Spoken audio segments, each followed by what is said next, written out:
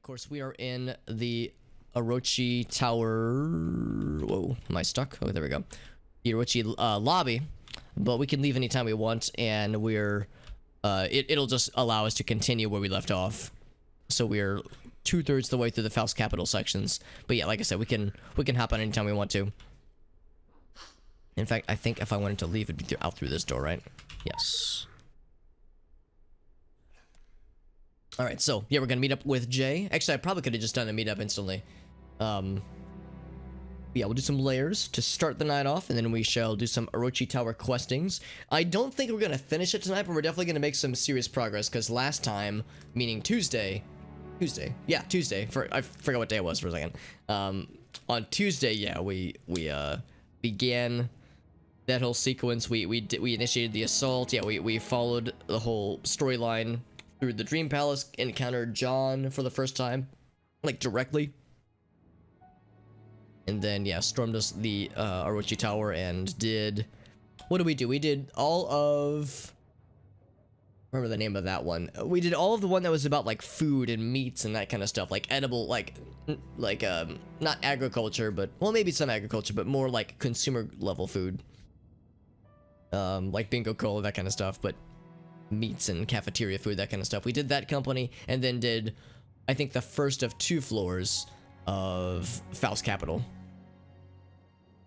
Which means we have 6.5 remaining, so 6.5 in one stream. It's probably a bit of a tall order, and as you can guess, there's still plenty afterwards, so... But we are kind of on the final stretch, which is exciting.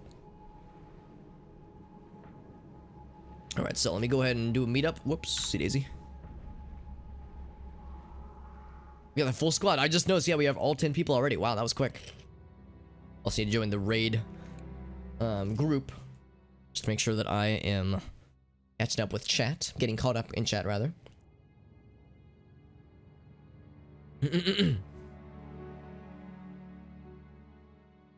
Every time I see this loading screen, it makes... On the one hand, I miss the old version of Agartha, but at the same time, I do kind of like...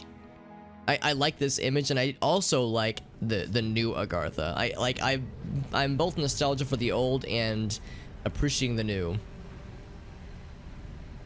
Let's see. Was that a person that I'm to follow? Let's see. I see. There's Tatterhood. There's Spino. There's Alexis. There's Soniee down there. Let's see. Yeah, over on that section is other stuff. Let me check the raid chat real quick. Okay, so I haven't missed anything yet. Or would it be the group chat? Actually, raid would cover everybody, I'm pretty sure. Colorful meetup message. Oh, snap.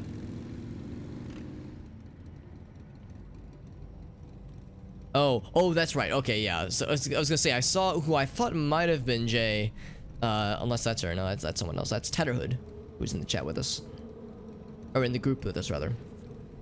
Because yeah, obviously we know Jay and Soniee. We know Top Doc. I remember that person. Anybody else I recognize? Horsinu is somebody we've played with previously. Taika, yes, yeah, we played with Taika. We did a whole bunch of stuff with Taika the other day, like over the weekend, where we did the oh, what was it? We did the defense simulation thingy. Time for the meetup. All right, let us initiate the meetup protocol. Murdercrats, what's up, buddy? Death Claws in Secret World Legends? I sure hope not. I don't know if I have the armaments to deal with the Death Claw. Hope you're doing well, Murdercrats. It's good to see you, my friend.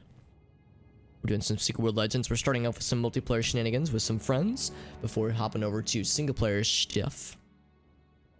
There's lots of single player stuff remaining, but the multiplayer stuff is always good too. I'm doing well. I had a pretty good day. Normally I would say it was a chill day. It was actually a very busy day. Work has been incredibly busy lately. Which is part of the reason why I started the stream a little bit late. There was just a few lingering things I had to do. Didn't have to do, but things I wanted to do while they were like in my head.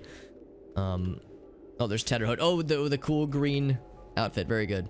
So let's go over. Oh wait, no. So we're already near where we need to be. Here's Jay. Made a board. Oh yeah. Usually Jay will do like the more colorful messages.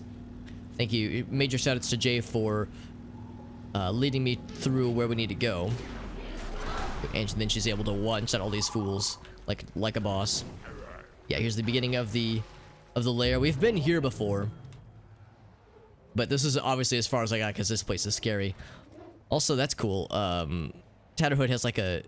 oh wait, no, maybe it's just her complexion. I don't know. For a second, I thought she had like a zombie like makeup thing going on. Also, yeah, there's Force New, like the green morph suit demon lady. Let's get some stuff. Let's get some mounds of seaweed, red seaweed. Delicious. Yes, we'll do the reload.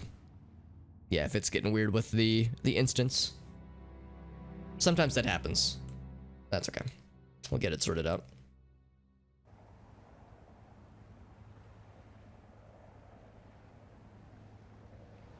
Gotta use the colorful one. Yeah, this is what happens when we're not colorful. So we got, yeah, onto the beach. Vile red seaweed. Yeah, what's it? There's a word for this kind of seaweed, right? The name escapes me. Maybe it'll say what it is at some point. So we got that one. Correlations? Correlations? Are you kidding me? Sargassum. That's right. Sargassum. I accept. Oh, thank you, Soniee. Yeah, that makes it easy. The last strand. I'm just like coral Asians. That's just so good. That's just so goddamn good. All right, so I see Jason. Oh yeah, because yeah, she's saying for everyone else to meet up on her. Right. So we got the full squad. Look at all the cool cats we got, man. We got a pretty good smattering of like very normal dressed people, and then like people with very weird but cool outfits. So it's like we have a, well, like I mean we see morph suit lady, we see Jay who's got like the spiky red leather jacket. We got now who, let's see, we got Jamie with like the cool, it's like a, I don't know, it's like a medieval studded leather vest. Oh, and right up, absolutely, thank you Murdercrats for the dab. Let's for zombies coming up from the ground, right? Because if you're near the ground, or if you're near them when they prop up, then they will automatically aggro to you. Makes sense to me. Stay together, yeah, exactly. Yeah, we don't want to overpull because then we have a lot of problems to deal with if like there's a bunch of extra dudes that we're yanking in. They respawn fast, yeah, I do not doubt it. This is the one layer I have some experience with in the main game, just because it was the first one we tried as friends with my older group, my group of friends. We tried with them, and we were able to get semi-far, but we obviously couldn't beat all of it just because it was just too tough. Going counterclockwise? Alright, cool. I always like that Jay gives us the pep talk. It's not me specifically, but just the group, so everyone's in agreement and everyone knows, excuse me, what the dealio is. Check out this dude's cool outfit, by the way. That's awesome. I like I like the bandana, I like the witch's hat, I like the snow, I like the mask. It's just a lot to appreciate. Oh, thank you. Oh, yes. Thank you for the reminder. Boom. Commit. And to sweeten the pot, I'm actually going to go give myself more protection again, which I believe would be this person. There we go. I am the ready. Yeah, we got the 50-50. Yes, got it. Excellent. Thank you, Jay. Thank you very much for the reminder. Have to get a million billion clumps of weed. Yeah, I remember getting the clumps of weed. I remember how like long that took and how annoying it is. Yeah, it's only one short, or I guess two short really, of a million or 10 million. Hey, Puzzle, what's up, friend? Hope you're doing well. We are doing some Secret World Legends with some friends. Starting off with some layer shenanigans before getting more into single player stuff. Also ripped my bitrate after all the cool, colorful particle effects that are happening, and there's a bunch. Oh, I don't understand the green stuff. Yeah, the green stuff's not so good. The green zombie pukes.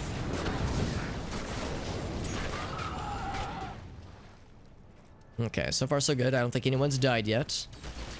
It's a pretty good sign in my book, I should say. Alright, so far so good. It's a little bit tricky because all the monsters we're fighting are very humanoid-looking monsters. So like you'll see a dead person lying on the ground, and it's always like, oh shit, was that one of ours or was it one of the bad guys? That's obviously if one of us falls, then you know the raid should hold up just to make sure that we don't lose progress on stuff and make sure we're inclusive.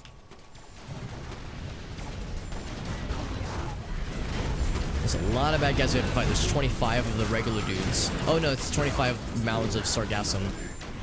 But it's a whole bunch of monsters you have to kill too for these layers. They're very involved. I'll see, I'm trying to avoid the green slimies. It's not a fun time. Oh, I didn't realize there were 2 of them. I was just looking at the one.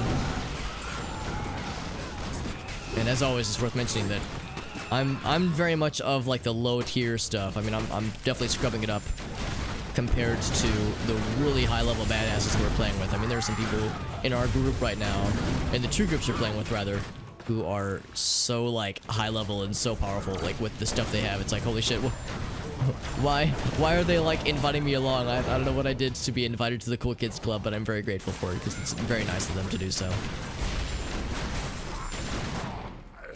Like, you know, we're able to help. We can stun with certain moves. It's always fun launching the bad guys in the air, which interrupts any attacks they were doing. So we're not useless, but we're not particularly useful. But it is a lot of fun though, especially seeing like this kind of gameplay stuff that I wouldn't be able to see otherwise, just because playing solo, there's just no way. Never got a chance to do it. Right, yeah, exactly. I was in the same boat as well. Me and my friends who played back in the day, we attempted this layer once or twice, actually. Near the end of our time playing together in the original game. But as you can imagine, with it was 4 of us. So only 4 people, none of whom were like super high level. Like we all had, you know, the kinds of gear you would typically have from doing the end game. Like the end game story stuff, but not like the top tier level stuff that you have to get by grinding out the boss battles and the dungeons, that kind of stuff. That's how it used to be, at least. In this game, I think getting end game level or like top tier level equipment isn't quite as grindy and or expensive as it was in the original game, but I mean, it still takes a lot of time. But in the old game, yeah, none of us had the really fancy stuff. We just had the kinds of stuff you would have by the time you beat the main story. So as a result, yeah, we weren't able to get terribly far into the layer, into this one of many layers. Right, so we got the Sargassum there. Also, it warms my heart to know that multiple people have the hammers, because hammers are our main move, and it's like, ooh, look at that. Everyone, not everyone, but lots of people are rocking the hammers as well. Love to see it. Look, there's like 4 of us right now just bludgeoning that one monster absolutely to death. You love to see it.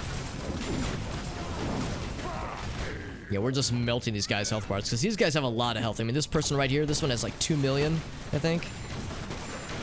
Maybe it's 200. Maybe it's 200,000. I wasn't 100% clear on the number of digits, but yeah, it's a whole bunch.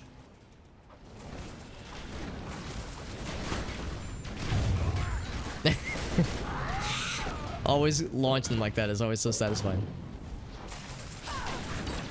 Like Jay said, we're trying to watch out for monsters spawning up from the ground, because they will be problematic. Just need one more. Hellrisen Lidanger. Maybe it's lay. Oh, lead. Is that an O or an A? I think it maybe. Can't actually tell. I think I'm good on the Sargassum, yeah. Okay, never mind. We got 2 left, so we're getting pretty close. You want to crack this egg open? I mean, I'm down. I'm ready. I'm as ready as one could get. The incipient mother pod. Oh, okay. So we have to like defend while it activates, I'm supposing.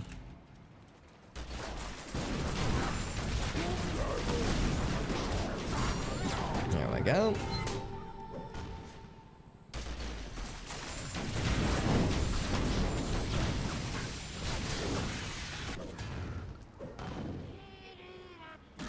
It's more over there, but I don't think they're going to be drawn to us.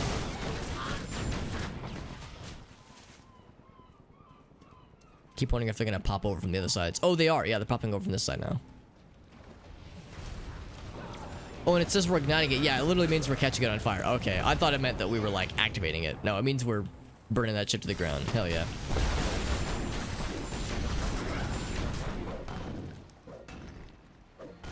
Bonk.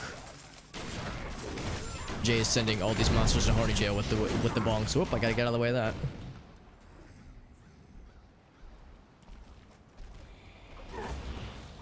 Oh, here we go. I was looking for where the big boy was gonna be. And there's the biggest of boys. Oh, I tried the eruption move on his very much dying body. So that's 1 of 3. Oh, did Doc die?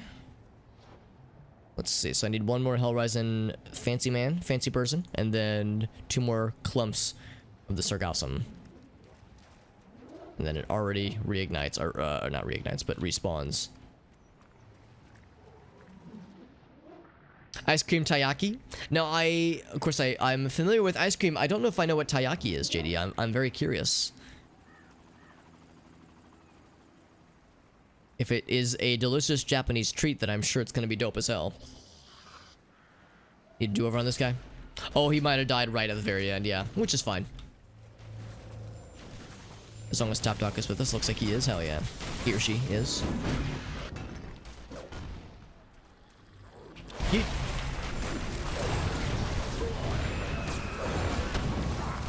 Yeah, like I said, sometimes it's a little bit hard to tell what I'm looking at. Like, is what I'm attacking a bad guy? Am I swinging at a good guy? Sometimes it's hard to tell when they're all like humanoid things. And actually drowned in water. Happens to the best of us.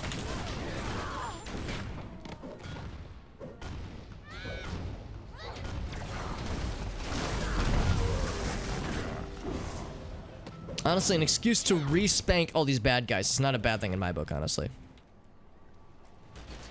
Yeah, so it sounds like the big guy has some AoEs that are kind of mysterious then, or kind of tricky. There was one point where I was like unsure of where to stand, so yeah, it wouldn't surprise me if there was some shenanigans going down there. 1 more clump of red Sargassum, and then I'll be good. Bonk. Here we are.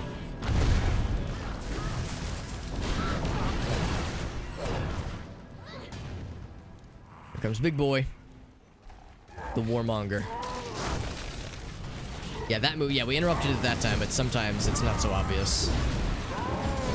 Some of these dudes are sneaky. They have, like, invisible, tricksy AoEs. There we go. So I think I just need 1 more red Sargassum and 1 more of the fancy lads, fancy boys. The Hellrising. Leadonger. Leadonger sounds, you know, very slightly NSFW. I'm having to slap dongers on stream, then I'm either doing something right or horribly wrong, or some combination therein. So with that, I think I'm all set. Yep, I am all set. I just need to place the Sargassum on the barrel. Then I'll be so good. So very good.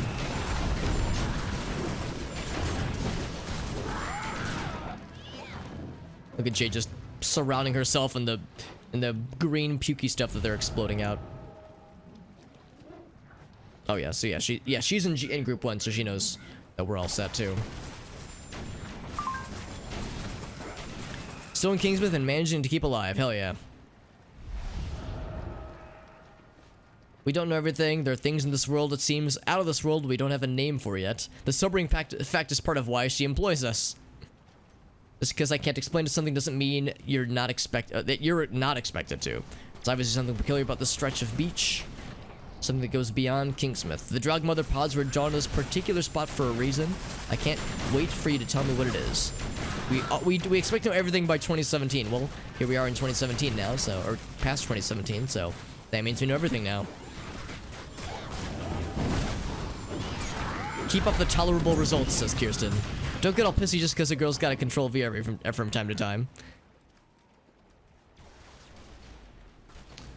It's like my SP has maxed out, and I need to do that real quick. It's AP. There we go. Unlock, and then unlock, and then unlock. Cool. Collect all that too. Perfect. So now I got a full inventory too, which is fine. There, I got fell a little bit behind, but now we're good. I will need to do something about my inventory. which is approaching an ever full status.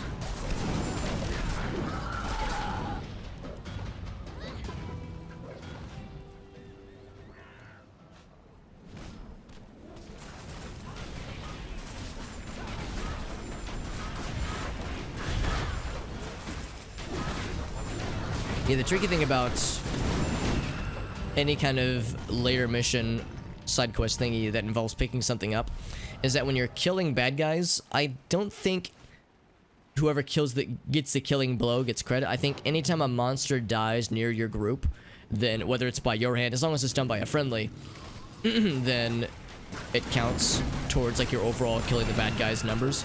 What I don't think happens is whether or not you pick, like if there's a goal where you have to pick stuff up. I think picking stuff up has to be done by representatives from the, you know, the relevant groups.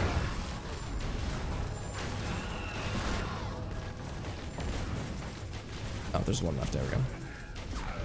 It's like, yeah, if group 1 picks up a thing, then it doesn't go to group 2 necessarily, but if group 1 kills the thing, it goes to everybody. Okay, cool. Thank you, Jay. Yeah. Alright, so I need to do some combining shenanigans real quick. This guy, boop, boop, boop. So level up. Boop, boop. Lots of boops. Very good. Go over this way.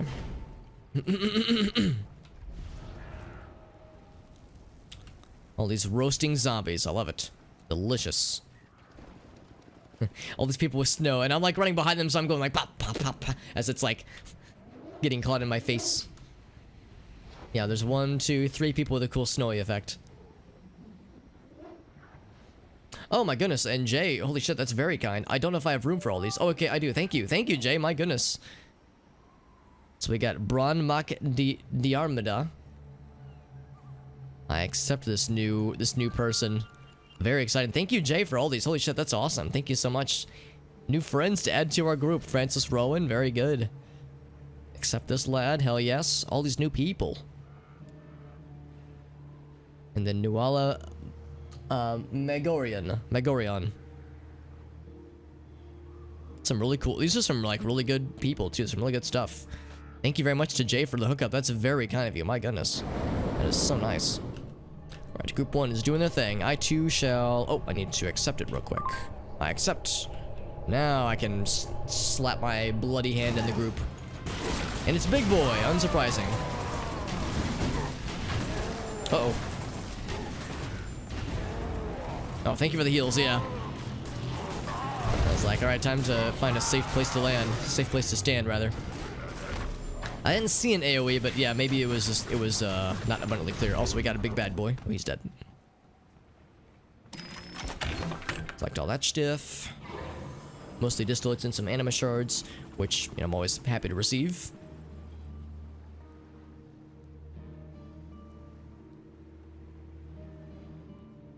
Yeah, a few nifty things.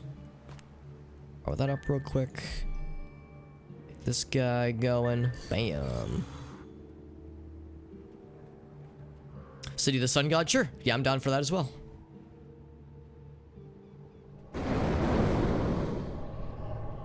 Time to give it the bloody high five. Please don't leave, says Jay. Don't leave us. The Wreath Mother. Everyone else is backing up. That probably means I should back up too. I'm scared.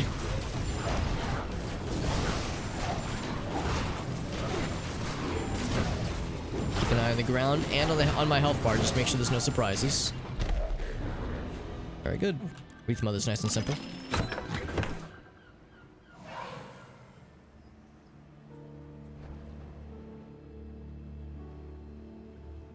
She puked on Jay that time, yeah. Yeah, she'll puke on people. That sounds like something that particular monster type would do. Sounds about right.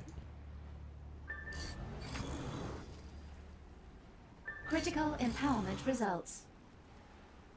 Pretty good otherwise. Too much heartburn, yeah. Acid reflux, yep. Happens to the best of us. Or the zombiest of us.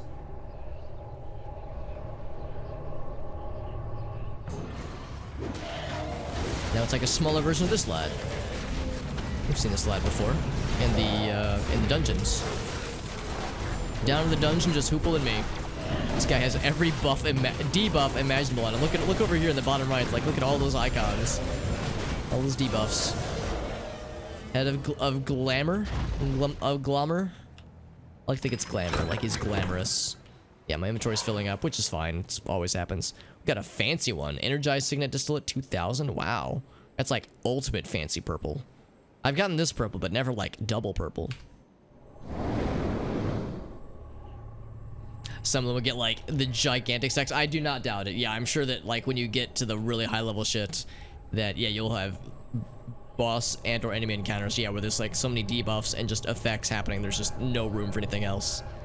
I know with some MMOs it gets very involved with how those things happen. Whoop, yeah, time to get the heck out of that.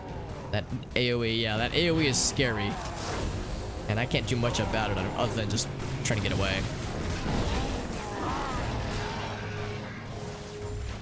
Oh, another bonus, some bonus monsters decided to join into the cluster. Just got a few inventory overstocked things to go through, which is fine.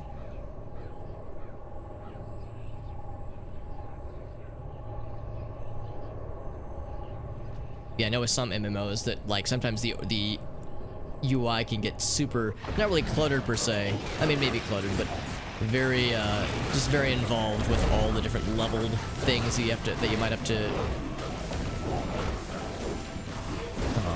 parse through, just all the different effects, all the different hotkeys, all the different things to keep track of. It almost becomes like a spreadsheet at that point.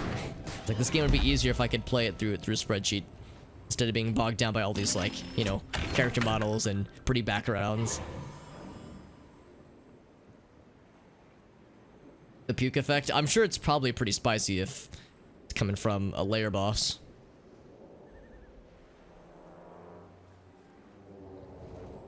She puked on Jamie this time. Yep. She's mixing it up, which is nice. Lots of people getting the different puke opportunities.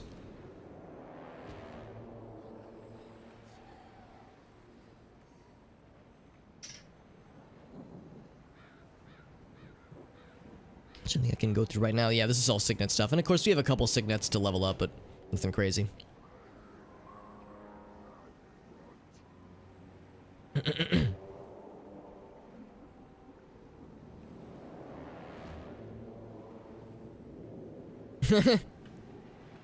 Yeah. Oh, Jamie died from it. Oh, I didn't notice that detail. Right, that's why we're waiting. Yeah. Can check the combat log. Yeah, that's a good point. Inventory full. Jamie's back, hell yeah. Whenever I see the name Jamie, I think of that emote. It's a very good emote. Back to the raid log, there we go. I wanna know how the puke hits. Oh gosh. Or the bad touch. The bad touch was probably getting puked on, if I had to guess. I mean, I would consider getting puked on a bad touch, personally. It wouldn't be a good touch, that's for sure.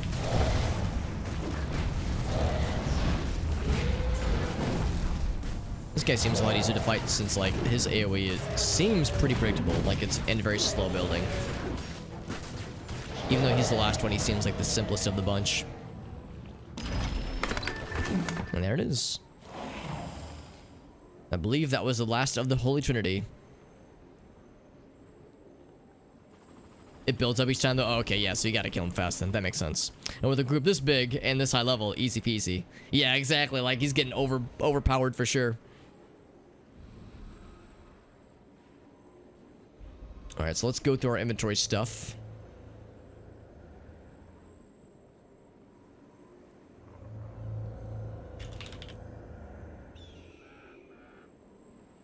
It'll be time to do some inventory management myself, so that is perfectly a-okay. So let's see, I've got Signet of Time and Space Alteration. Cooldown of Gadgets. That one's, it seems nifty. Yeah, let's go ahead and level that one up. I feel like I should keep this guy, this like fancy purple boy. That might be like worth something. And I'm more interested in clearing out spots anyway, so just the more inventory spots I can clear out, the better.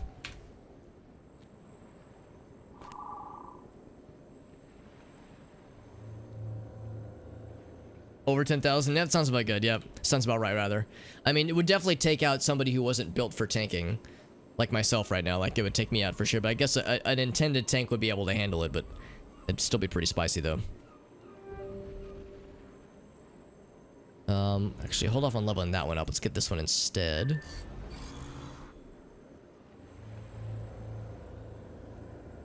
Actually, I have no more signets that I can level, so that actually does make it a little bit tricky. Can go ahead and get this one. Critical empowerment results. Critical empowerment. Oh, I forgot to change my audio settings. Give me 1 sec. Oops. There we go. Much better. The time and space one's good? Yeah, absolutely. Absolutely, yeah.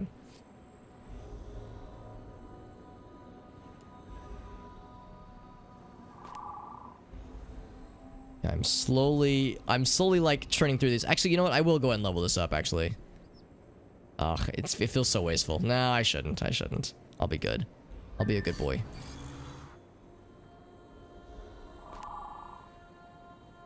So the talisman one, give that to this fella. Critical Level 25, critical empowerment. That's 2 critical empowerments back to back. Love to see it. But I'm out of space now, though. Ain't that just... Ain't them's the breaks. Oh, I just noticed I have a full 100 stack of these, so I'm just gonna toss these. That's one thing to give me some space back.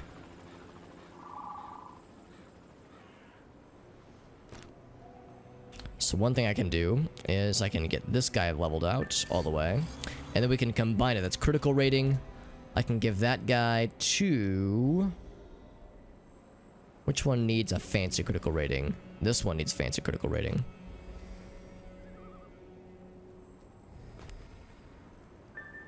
There we go. So that powers that lad up. So that actually frees up 2 spots, which is perfect. It's got 1 more after that. Yeah, slowly increasing our numbers. We're up to 233 now. Oh, baby. So exciting. Alright, and since I have nothing... Actually, that's not true. I might as well spin it on this guy.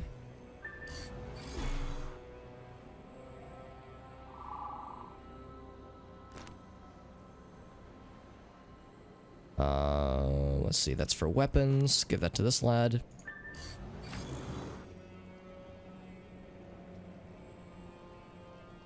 Okay, so now... So with that, I have all except for one thing in my inventory, and I don't have any more signets that I can level or things I can merge into. Is there something I can sell in the auction house that I'm just never gonna use?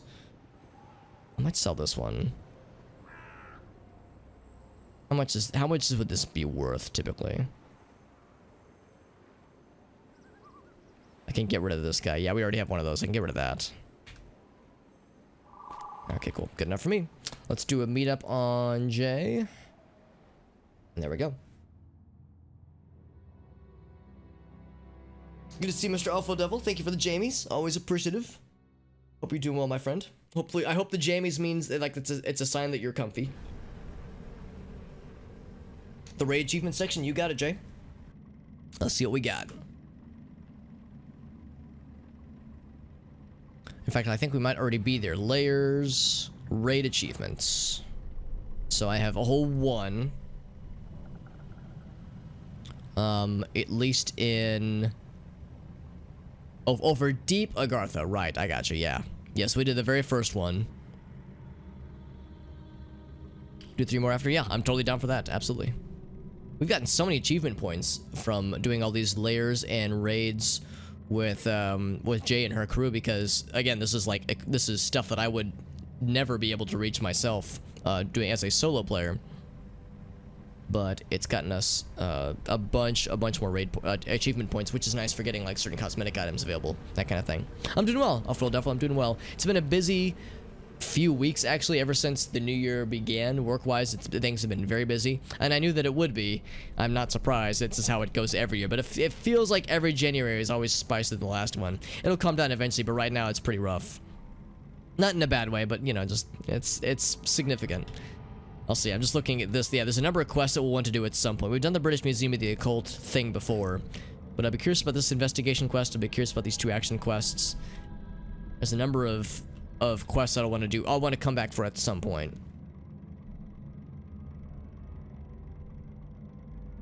Nice meetup message. Yeah, we don't have to worry about the consequences otherwise. The Frosty Boy. The Frosty Boy he's a good boy. He's a good Frosty lad. It's hard not to like Frosty Boy. This dude has a great outfit. Heart pajamas with a motherfucking, like, reindeer mount. Dude. This man's living in the future like a boss. I'm actually gonna see if this is something that we could sell.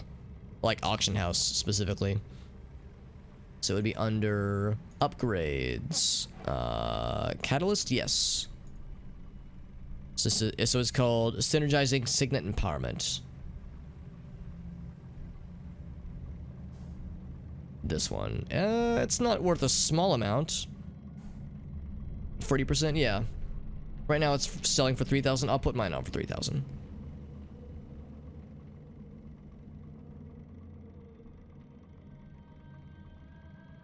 Whoops.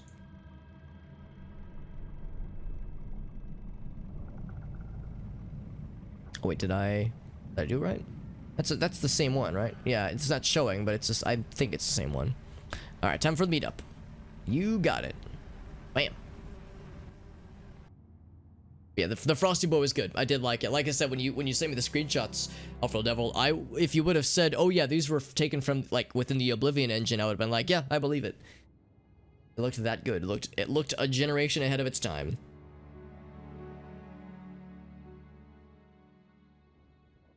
Some good shit. Not in the same instance. Let's do it. Let's solve that little conundrum. Reflections, no, exactly. It looks a lot nicer, for sure. That is a good message. What do you guys think? Yes or no? Yes. I don't know. That is a very helpful loading, or not loading message, but notification message. Arctic, what's up, buddy? Can I just click both simultaneously?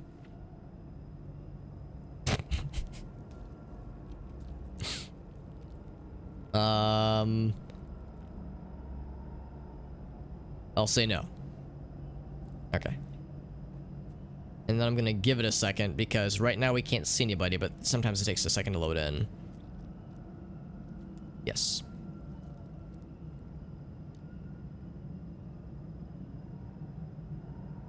Actually, wait, what was that?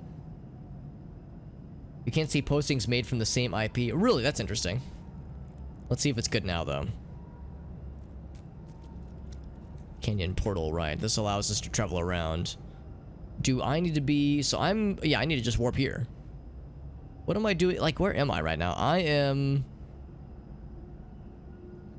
Where the fuck am I on the map? I don't actually see where I am. I'm, like, in the butthole of some other corner of the map. Am I up at the tippy top? I'm at the tippy top. What am I doing there, dude? Warp down here. Why the fuck did I spawn over there? I'm so far away from the lair. It doesn't make sense. The lair's up here. Yeah, here we go. Here we go.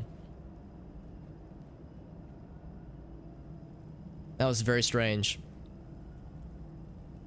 Meet up again on... Well, let's see. I can see everyone here. Unless she's saying that everyone else has to meet up. Because, yeah, it looks like everybody except for Sets. Yeah, sometimes it puts you in weird places. I mean, maybe that's where I was last time. Maybe I was, like, gallivanting around the north parts. For another, for a side quest at one point. I accept. Oh, right. I should probably be doing this stuff. Yeah, I accept. And I accept, yeah. I don't actually see where the quests are, but I accept all these things. The gang's all here. Lots of frosty fog coming off of them, too. Just gets covered. That's actually, that sounds pretty cool, actually. The Blighted Kingdom. Unless I'd be able to stun him. Unless the point is that she's trying to gather everyone together. Getting everybody and stuff together. Yeet.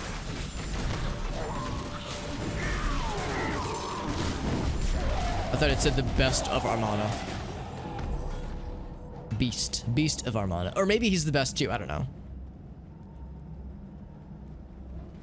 More artifacts and fragments.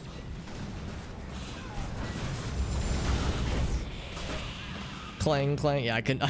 By the time I walked up to smack them, they were falling over themselves.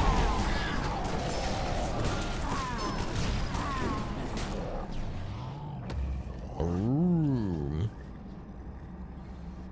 The beast of what's the guy's name? Something Armani, the like clothing designer,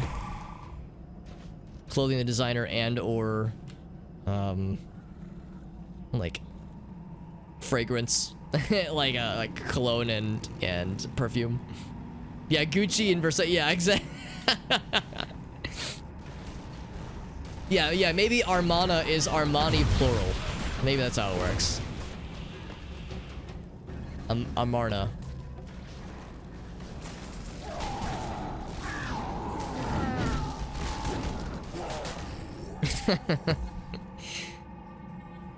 It's the same group, right? Yeah, it's the exact same group. Very good. Oh, we're defending from a thing now.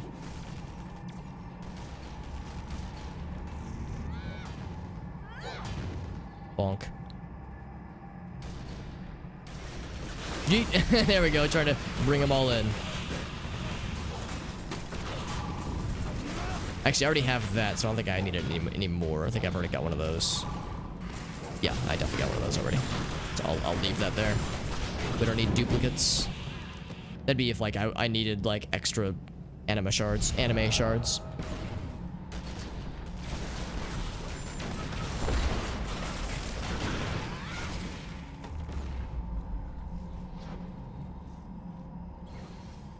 Had some sweets since you're still hungry. I'm kind of curious, JD, what exactly is taiyaki?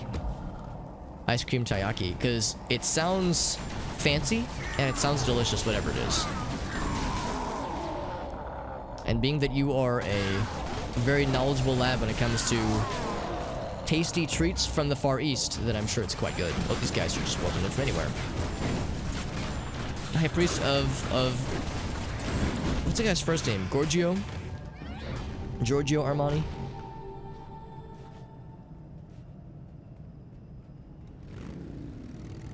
Vroom. There we go. All Daraka fragments. Okay, well that's not nearly as memeable, unfortunately. And yeah, whenever I hear I say myself the word anima shards, I always think I'm saying anime shards. But you're right, Arctic, it could also be construed as enema shards, which is significantly more creepy and unsettling. There's that one fateful line during the Fear Nothing Foundation quests where the teenager, like reading journal entries from the teenagers who had previously died, and one of them says like, yeah, we thought we were joking when they said they were going to be enemas. And it's like, well, that's fucking beyond fucked. That's just messed up, man. No nice way to put it. And there goes the battle. Oh wow, we're going all the way out this way. Whoop, we got you. Oh god, I'm having a hard time finding a target to focus on. There's just so much shit going down, dude. It's overwhelming sometimes. Oh, that's our buddy Orochi. What's up, man? Thank you so much for that raid. How you doing, my dude? Orochi, the homiest of homies. Good to see you, my man. I'm glad to see your stream today, dude. I feel a little bad. I missed the notification for it. In fact, I saw that I had some Discord notifications, so I bet there probably was a thing that I just missed. Good to see you, buddy. Duro is a friend of the channel and is a good dude overall. Hope you're doing well, my friend. We're doing some Secret World Legends, the same game that I've been doing a lot of lately, although we're actually almost done with it. Right now we're doing some multiplayer shenanigans just for funsies, but we're almost done with the main story, which is pretty exciting. We're nearing the end. Also, where the hell are we going? I'm just following these people without really paying attention. Maybe I should be making a bit more note. Oh, here we go. Of where the rest of the peeps are. Here's some peeps. There we go. Strike out whatever this is. I don't need to. We don't need that. But thank you very much, Duro. How did your stream go, my man? Doing some Lego builds. Nice, man. What'd you build today? In fact, here, we can do the shout out for our boy. Orochi. Hell yeah. Yeah, makers and crafting. That's awesome, man. Yeah, DuroJ is an excellent dude. Like I said, he's a friend of the channel. I had the pleasure of getting to know DuroJ. I have had the pleasure of getting to know DuroJ through Grovana's community over the past 5, 6, 7 or so months. And he's an excellent dude, and he streams a lot of cool Lego building streams, as well as being an absolute boss at Tetris Attack. I mean, watching him play Tetris Attack is a life-changing experience. Every time, sometimes I'll think to myself, I'm good at a thing, and then I'll watch DuroJ stream Tetris Attack, and I'll be like, all right, I'm never gonna be as good at a thing as DuroJ is at Tetris Attack. It is humbling, to put it nicely, to put it simply, rather. You're a good dude, Duro. It's always a pleasure. Thank you again for that raid. Did I look up on the ground floor? Oh yeah, yeah. It's kind of hard to miss, isn't it? When like there's that first sequence where you, yeah, it looks like I'm 3 for 3. Yep. There's that first sequence where you, it's like when you first turn on the power, I think, and there's like this ominous rumbling noise that happens. Then when you get back to the main atrium, all the chairs are stacked up on top of each other, like all the way to the ceiling, and then you'll kill some ghosts, and they'll like levitate up towards the ceiling. So in both of those cases, your head is inclined to drift upwards, and when you do, you see what is above you, and it's pretty fucked, and it does not get less fucked as you go forward. It only gets more and more messed up. Yeah, you know what's up there. Yeah, you already know. Like, it's like, oh, is that what I think it is? And it's like, maybe it isn't, but by the time you get to that point, you already know what it's gonna be, and it already feels awful. 3 in 1 set, got a car and a camper, an RV. Oh, that's cool, man. That sounds very, like, chill and campy. Like, involving camping stuff. So that sounds fun. Oh, and a lighthouse. Oh, dude, the lighthouse sounds dope.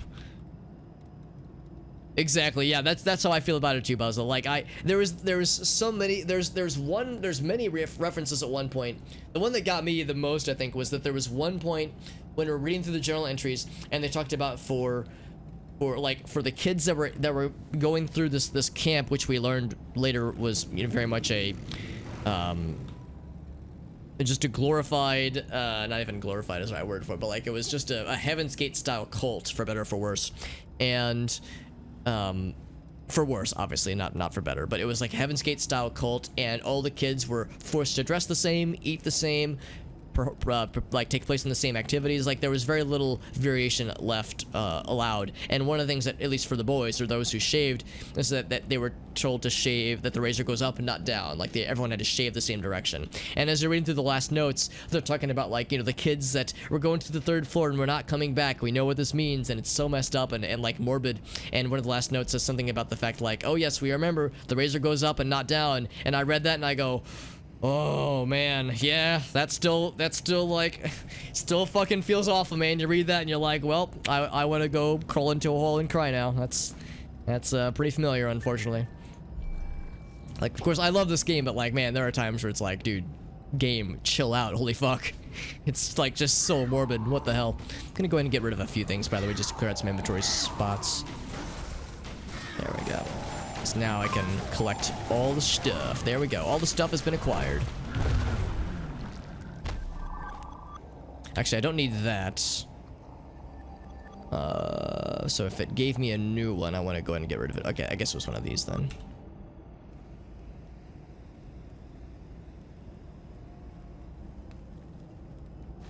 Let's see. So I see Sony's over there. Actually, where are we going? I wasn't really paying attention to this chat. I was trying to pay more attention to the other chat. Gotta get it smooth. Oh yeah, shaving against the grain makes sense, but in the context of the Heaven's Gate cult, where like all these cult members committed like a mass suicide, it was like that the context of that quote, it like hit me like a fucking dump truck, and it's like I was like, well, now I feel awful. Yeah, exactly. Yeah, I'd forgotten about so much of that because it had been like 5 years since I'd last done it. I'd forgotten so much, and I was maybe better off for forgetting it. It's a good story. It's a very well-made story of it. God, it's so fucking tragic. And then you get to the clubhouse, and there's even more. Yeah, it's such a morbid tale. But yeah, and then you do more of the Fear of the Morning Foundation stuff, and you learn that ultimately they turned against Orochi. Because the plan was to deliver the filth bomb to Orochi. They said they wanted to deliver it to Orochi Tower. So at some point they turned on their benefactors, and I don't think I know why. I think it was specifically that they wanted to attack Lilith, but I don't know how they were able to learn that Lilith was horrible. I thought they were all in it together, like, oh yes, we're doing evil shit. I wasn't exactly sure what... Oh, I need to dodge out of these things real quick. I wasn't exactly sure, and I'm still not exactly sure what caused Morning Lights to turn on them. I mean, it's good that they did, just because Orochi is beyond terrible. But Morning Light did some pretty fucked up shit, so they're not exactly the good guys in this situation.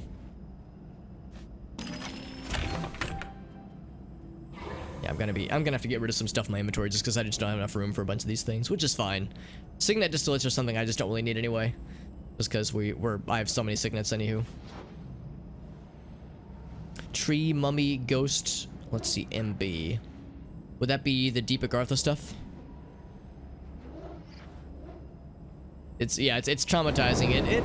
It's well made though. Like, it's a good story. Like I said, it's fucked up, and I remember it. I'll remember it forever. But it's good storytelling. So it's, you know, fucked entirely, but it's memorable and it's very good. It's just unsettling. Unsettling is a better word for it, honestly. Because when I say it's horrible, like that gives the wrong impression. Because it's well done. Unfortunately, it's well done.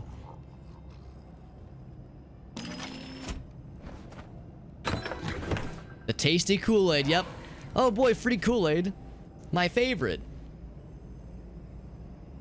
Oh yeah, for sure, Puzzle. Well, yeah, I'm definitely going to be doing the South Africa stuff once we finish up with Orochi Tower. I know that it's not 100% complete yet. It sounds like only the first part is available. I shouldn't say only that. I mean, I'm sure these are not insignificant things to develop, but the first part is available right now. But that hopefully there's more in the future. I mean, I know that they are still doing stuff with this game. There was that content, oh, not content. There was that balance patch that happened back in October, I think, of last year, meaning like 3 months ago. So they're still doing stuff with this game. I would hope that that would imply that they might be up to eventually, you know, doing some more content stuff at some point. But I mean, it's like I said before, there's no secret that this game doesn't exactly make a lot of money for Funcom, so I don't think it's like that high up on their development timeline priorities and whatnot. But if they were to make more, I would gladly pay more of it. And he's dead. That was very quick. There we go. Inventory full. Yep, no surprise there. Anything I can use right now? Nope, it's all Signet stuff. Yep. Yeah, so I'll go through that in a second. In fact, are there any 1500s I can just get rid of? Rid of that one. 1500 ones are like an easy one I can just go ahead and delete.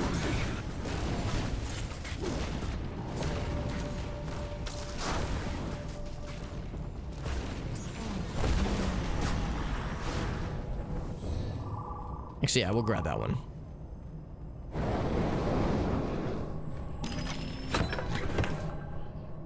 Yeah, all these like full inventory things we have right now. The cult of the jammies. Dude, I'm always down for more jammies. The world needs more jammies.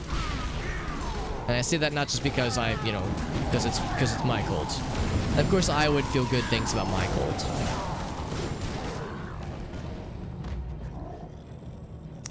Grab this guy.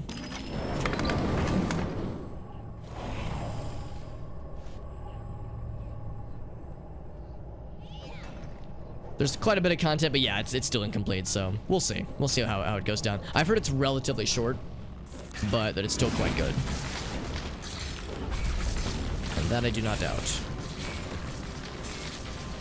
This guy has lots of little stabby, not stabby, but little stingery friends, doesn't he?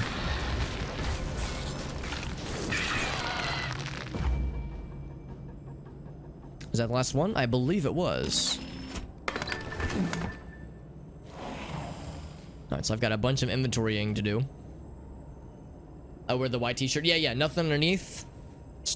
Nothing below the waist. Easy. Easy peasy. Lets everything breathe.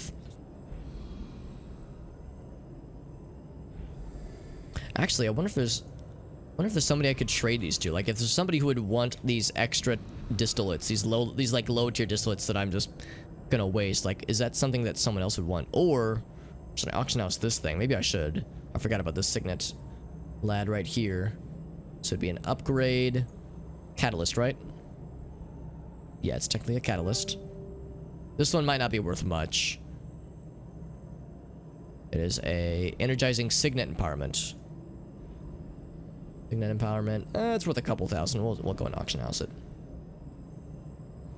4K. Bloop. There we go. Oh, and thank you, Jay, for the plug. That's very kind of you. Thank you for the plug. It's very kind. I always appreciate when Jay does that. She's very, very nice about that, about encouraging, like, oh hey, watch us be a bunch of weird nerds. So we can go and get rid of a few of these other ones. Yeah, like the low tier ones. In fact, here, let's go ahead and get rid of those, and then I'll bring these into my inventory and level those up. Because a Signet of Agility, that's a pretty good one, I think. Don't we already have an Agility on something? I think we do, but I can't remember. Let's see. This one would go on an Occult Talisman. Okay, so we don't have one yet. I think we have a maxed out one in our bank. So I'll go ahead and max this one out then. As we can merge that later on. So much inventorying. Holy shit. A lot of things to go through. Inventory is quite full. So, let's see. What was the one I leveled up just now? I think it's this guy. You know what? I might as well just go and do this. I feel a little bad. I feel like it's a little bit wasteful. Hit rating, that would be... Let's see. Is this the low level hit rating? I think it is. It is. There we go. So then, yeah, we can go and get this guy. Oh, not fused, but leveled up. Hell yeah. This one is nearing max level, which is exciting. Okay, so that's a number of things combined. Can't think my inventory is full again. Yep, that's fine. That's fine. We're chipping away at this large blob of shit to go through. I say shit in a as loving of a way as possible, of course. It's because it's a lot to manage. There we go. Let's see, which one did we get? That was... Can I just get a new thingy? This one up here. Bludgeoning. Yes, we've gotten this one. In fact, we definitely have a maxed out version of that in our stash, in our bank. So yeah, we'll definitely want to max that one out because that's something that we'll be using. Oh shizzle. Level that one up. This one's getting pretty close to max level, which is very exciting. Is that all of it? I believe that is all of it. Alright, cool. So we got it all. Whew, it's a lot to go through. I feel like I'm having to go real fast just because I don't want to keep Jay and everyone else rating, just because the plan is now to do some deeper Gartha shenanigans.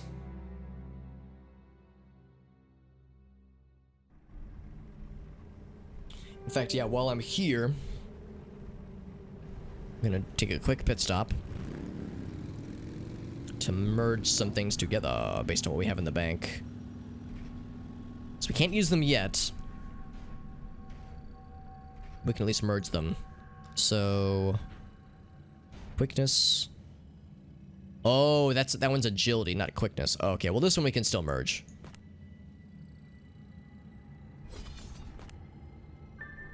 So we can get that one. Yeah, what's this guy though? Signet of quickness. Signet of agility, right.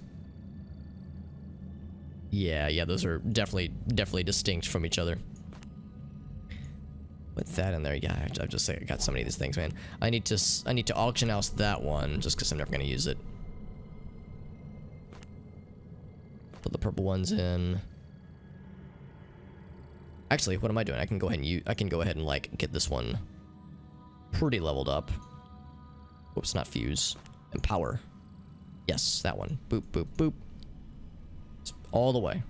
Oh, only, yeah, 5 max. There we go. Level 20. Beautiful. Perfect. Okay, that definitely makes things easier. Gives me more room to breathe, I believe. Yeah, much better. Yeah, we can go ahead and sell that one. I can go ahead and get this. Oh, not that. This leveled up.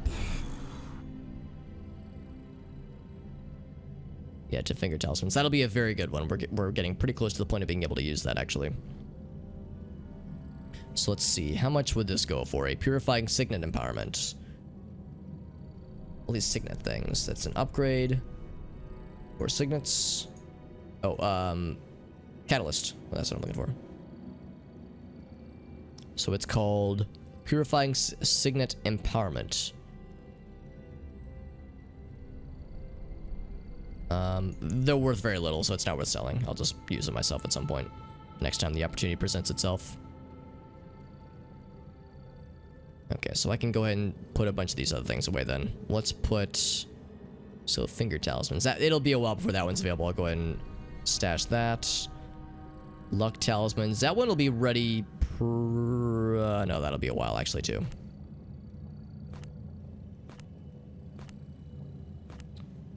What else we got? Wrist talismans. That one will be pretty soon. So I'll hang on to that one. Oh, we have 2 luck talismans. Oh. Oh, never mind. Yeah. Yeah, we have 2 different versions of that one. And then occult talismans. That one will be a while too, I think. Yeah, that one will be in a while too. I could put... I think we determined that agility is the better one. So I'll stash that one, and this one I'll figure out something to do with this one, but I think this one's not as good. I think. Okay, so we've cleared a lot of inventory space. I feel much better now. Okay. Whew. Alright, so let us re-meet up with the peeps. Hey, Raven, what's up, buddy? Good to see you, friend. Let's get back to the group. Yes. I've been keeping them waiting. I think they're over in Deep Agartha.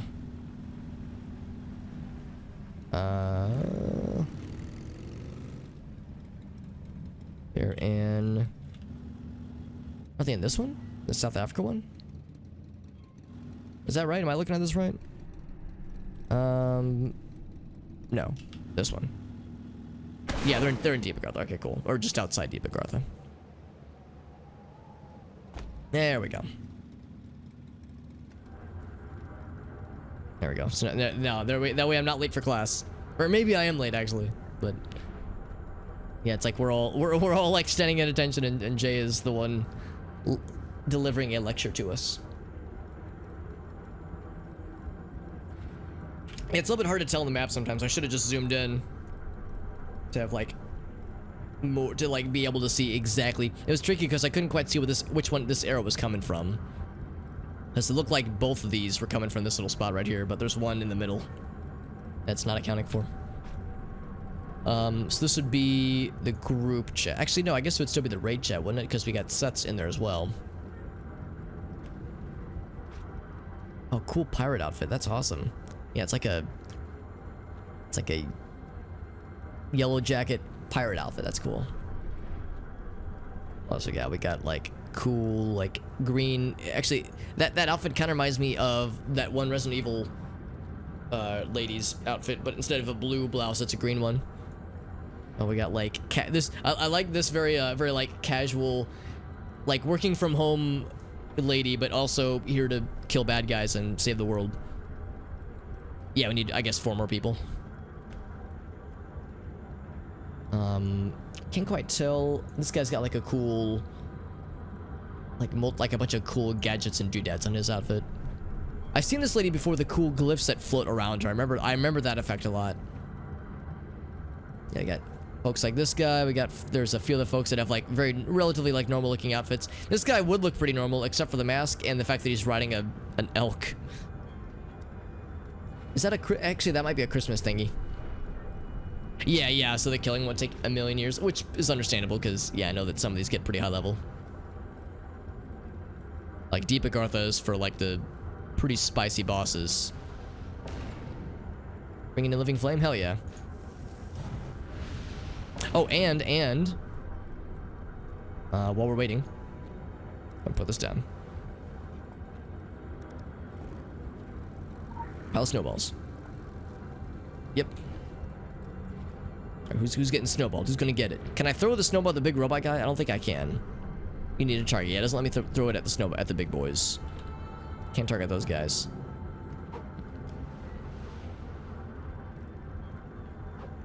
There we go. Yeah. Is there a thing to like make more of it? Interrupted. What's that one do? I've begun the snowball apocalypse. We're all like so serious, and I'm just fucking around. You need a target. 3, 2, 1. What's happening? I see a countdown. Oit. Oh, is another snowball fight that's happening? There we go. I guess I can only target people that are in the sea. Oh, she got bodied. I'm gonna get bodied too. Yeah, you can only target people that are like actively participating. You can't like snowball a harmless. Whoa, a non-participant. We're all just playing snowball grab ass with each other.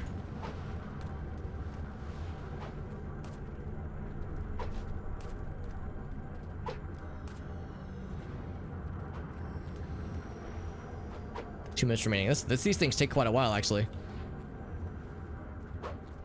Watch paint dry. Yeah, exactly. Just because they have so much hit points. Yeah, I think I've seen before. Like these guys have hundreds of millions of hit points. Like it takes quite a while. Bonk.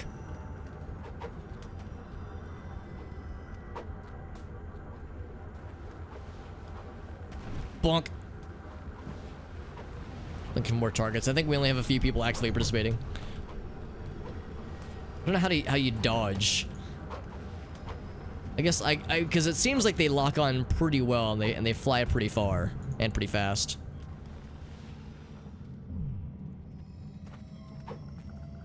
Yeah, cool little backflip moves. There's this guy. Oh, he fucking got me from downtown. From downtown. Trying to distribute my snowball spread. An equal snowball distribution. Bonk. I guess that's like a critical hit, or maybe you have to get hit so many times. It'll knock your ass down. Bonk. I mean, it's still January, right? So it's not unseasonal. Oh, what's with the giant heart? Is that a thing?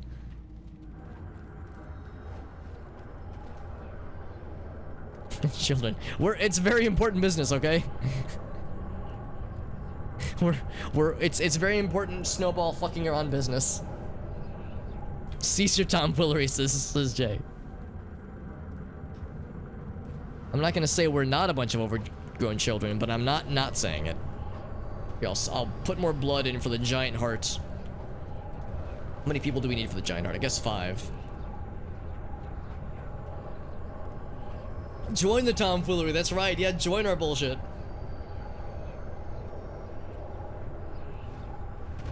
Bonk. I like that it knocked my ass over while I'm still in mid-summoning.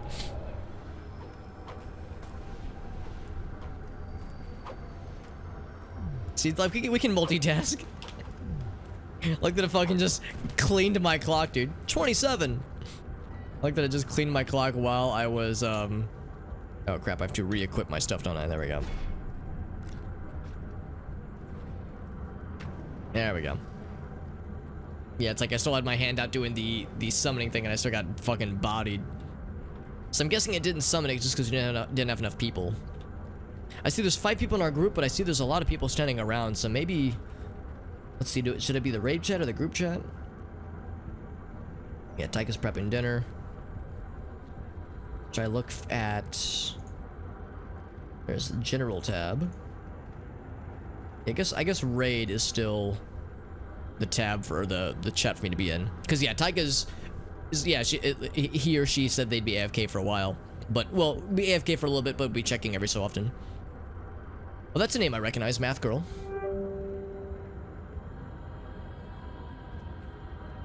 Oh, and Tyka's back. Okay, cool.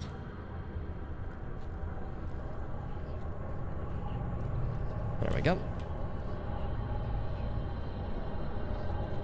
Beating my blood to this giant heart. I'm sure nothing bad's gonna happen. Does that mean we got it? Naruto run, yes. Ooh, there we go. Brought us right in.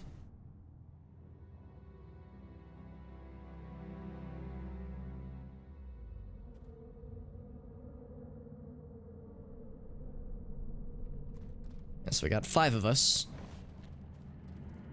Yeah, I wonder if it really is going to be... Well, actually 6 with Taika as well. Is it Taika or Tycho? I know there's an artist, a musician that I follow called Tycho, but it's spelled like Tycho. I think it's named after... I think there was a scientist, like an old-timey scientist whose name was Tycho.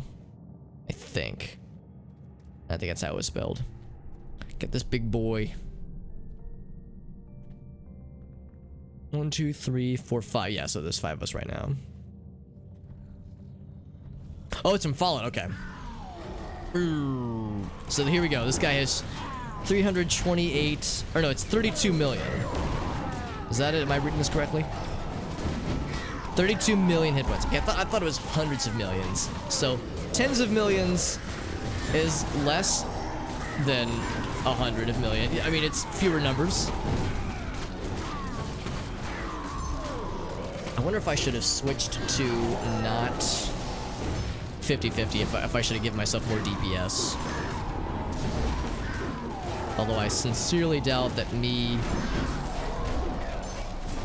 not having like slightly more DPS would make that much of a difference, because I'm, you know, not exactly a high roller right here.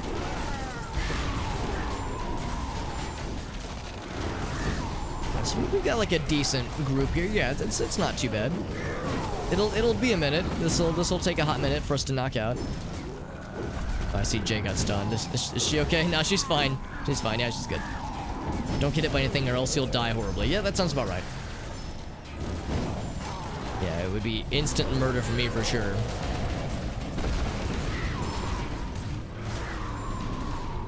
Need more hammer energy. Yeah, right now he's very much exclusively focused on Jay, and his AoEs are big and sweeping, but they're only like based on where he's facing, so there's nothing immediately around him. Oh, it means I just don't need it. Okay, cool. So if I wanted to, I could select out from it, but I'm in. Oh, I'm not. I can switch out. Oh, except no, I can't. I was gonna say because I'm in combat right now. It lets me click it, but I can't commit to it because I'm in combat. That's fine though. I'm not too terribly worried. Like I said, it wouldn't make that much of a difference. We're about 1/4 the way through. What's this guy's name? Kennememti? Kennememti the Fear Eater. Delicious.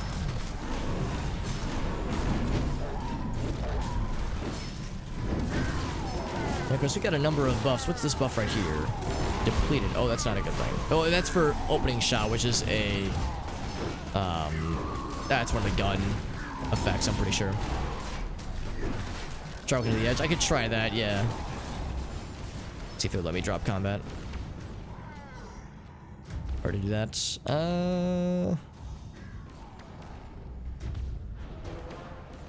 I escape out? No, it doesn't seem to do it. Oh, there we go. There we go. So I'll go 90-10. Excellent. Thank you. Thank you, Jay, for pointing that out. That's perfect. Just what I needed.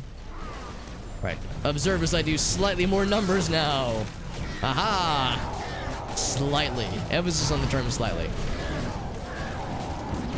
Every so often he will turn around to look at one of us, but then he'll be like, wait, Jay is much more exciting. Yeah, so instead of doing 1,000 per big swing, we're doing like 5,000, which is pretty good, or 2,000 in that case. So not too shabby. And that one doesn't lie. That was 8,000 that time. So he's about halfway through, and we've gotten more people now. Yeah, we got a penguin man. We got lots of cool cats. So now we're in the money.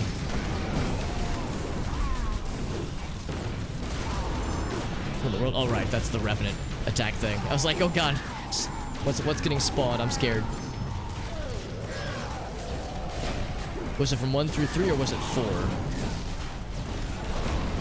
Yeah, I do not know. I've only played Fallout 1 because I'm out of touch.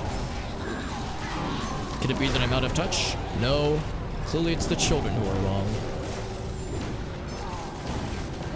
You're out of touch. You're out of time. Look at all these people. We got so many more people now. People are like, oh man, there's a Deep Agartha thing going on. Dude, we gotta fuck some shit up, fam. And fuck shit up, fam, they did. Desert Ranger Companion in Fallout, yeah. Yeah, I've only played the first one, but I really liked it. I need to go back and play the other ones. I need to play 2 specifically, just because I've heard 2. If you like 1, 2 is like more and better. Like 2, like Fallout 2 is Fallout 1, but like more content, more like just better story, just more stuff to do, better systems. It's just an upgrade in every sense of the term. 3, of course, was very much a change. Like 3 is very different from 2. But I've heard a lot of people say that, yeah, that Fallout 2 is like supremely an excellent game. It's like yeah, that's what I've heard. I've heard that it's super good. Like New Vegas. See, that's the thing. My friends are split on, for those who have played the Fallout games, many of them are split on if they like 3 or New Vegas better. Some say 3 is the like far superior, better product, no question. Others say that like New Vegas is like way better, no question. It depends on who you ask. But there are definitely differing opinions on such things. Big bad stomping around, and it's dead. Go team. So we got Signet of Quickness. Now I've gotten one of those in my inventory right now. So what I can do is get this bad boy. Oh, what am I doing? Get them all leveled up.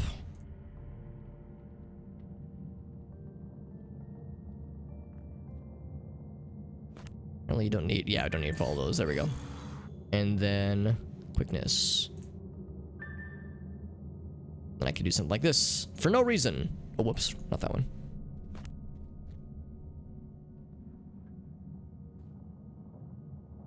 That just gives you more experience, I think. No anima shard cost. Oh yeah, that's not particularly useful, is it? Cool, so there we go. We've burned through all the Signet level up things that I wanted to burn through, which is good. And there were several to burn through. Alright, cool. So we've already got the lore stuff that was right there. It's in the first town, yeah.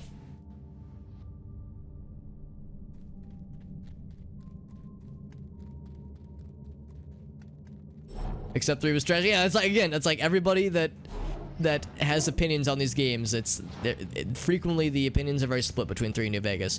Usually they're both enjoyed, but 1 definitely is like a big preference for a lot of folks. My understanding is that 3 is the better story, but New Vegas is the better gameplay, like the better systems in place, that kind of thing. Yeah, exactly. It saved me 4,000 shards, which is nice, but if all it's doing is saving, it's like doing the stuff without the anima shard cost, and it's like, that's nice, but I mean, anima shards after a certain point, and we got 6 digits at this point, so we're not exactly struggling for anima shards right now. If you, yeah, for those who would have liked it more, yeah, exactly. If they started with Fallout 3, then yeah, 1 and 2, obviously, they're very different games, so that would have different, that would kind of color your expectations differently, I would suppose. You've only beaten 1, yeah. I'm in the exact same boat, Taika. Yeah.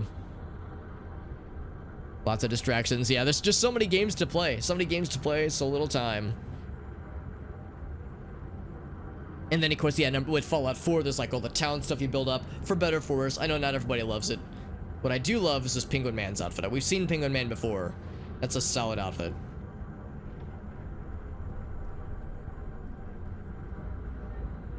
Yeah, I've heard that, like, that 4 is not a bad game, but it's not really universally beloved by anybody. It's just like, it's good, but it's not, it felt, for some people, it felt more like kind of a side game, like not really a next step forward like 3 was. 3 was huge. The main story, oh, maybe, yeah, maybe it's the DLC that I've heard about, because yeah, I've heard 3 has some like really cool story stuff. Maybe not so much the main story, but yeah, maybe more like the side quests and just the overall vibe. And just because it was such a, it just kind of, I wouldn't say it came out of nowhere because it was announced well ahead of time, but it, relative to its time, was, I think, based on what I know, what little I know about it, is that it was very, very innovative for its time. So maybe it's like dependent on, yeah, what you would have played first and like what other games would have happened. Because yeah, if you were to play 3 New Vegas back to back, it would, I'm guessing 1 would probably stand out more so than the other. And then 76, you got the main story, yeah. Yeah, I've heard 76 has actually gotten a lot better. I heard it was, obviously it was rough around the edges when it first came out, to put it nicely, but I've heard 76 is pretty solid now. Loves 4 and Mass Effect.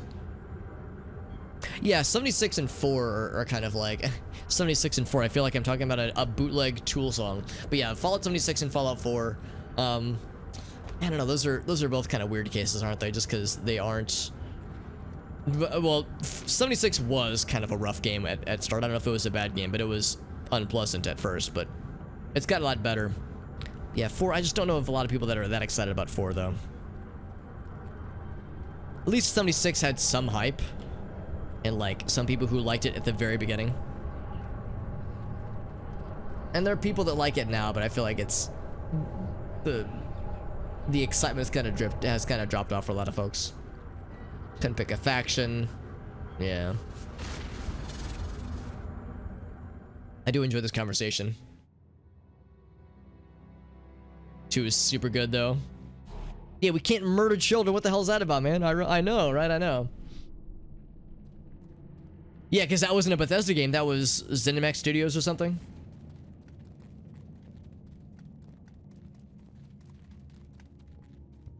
Trying to like follow up with the conversation. I love how we're talking about Fallout now in 2 different chats. I got the game chat and then I got the Twitch chat. Family's important. Oh, that's sweet. That's sweet, Taika. Oops. Charisma gets the shit end of it. Well, yeah, that's how it goes with a lot of modern RPGs, though. Like, in most modern RPGs, it's like, oh, dexterity, constitution, strength. Like, you know, you focus on all the combat stuff, and then charisma is like, oh, that's roleplay. That's for nerds. So usually that gets kind of jilted at the end, which sucks. Because there's a lot of interesting stuff. Same with intelligence. Having low end. Yeah, exactly. I mean, you can do some really cool stuff without intelligence and charisma in the first games, but you kneecap your abilities for certain quests, because yeah, there are certain things, and definitely in Fallout 1 that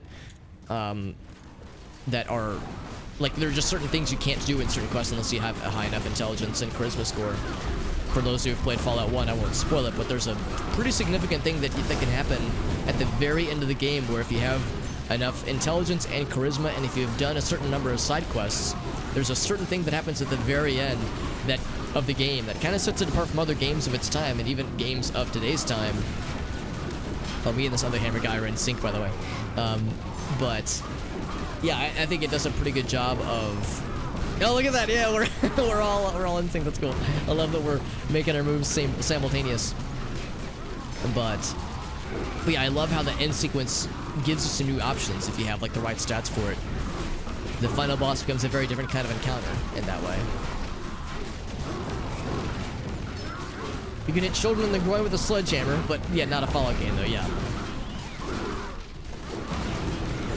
Yeah, I know that for a while there though, and I don't know if this is still a thing, but there were certain countries that just wouldn't sell games if there was any way to like cause harm to in-game children. Because I think in Half-Life 2 there was initially going to be a part that involved children with the incinerator, that whole plot point, but it was eventually removed just because they were like, ooh, this is like getting into territory that would get us in trouble. Not in trouble, but would compromise the game's ability to sell in certain countries. They had to drop it. I don't know if that's still a thing now, if it's quite so cavalier, but for a time there was a lot of concern over like anything that's perceived even to include a child NPC in a game and like the possibility of anything happening to them, then it might affect game saleability, that is. New Vegas has some good DLCs. Pickpocket thieves steal the dynamite. Oh, nice. There it is. Brotherhood of Steel. Yeah, just don't have a scribe on it.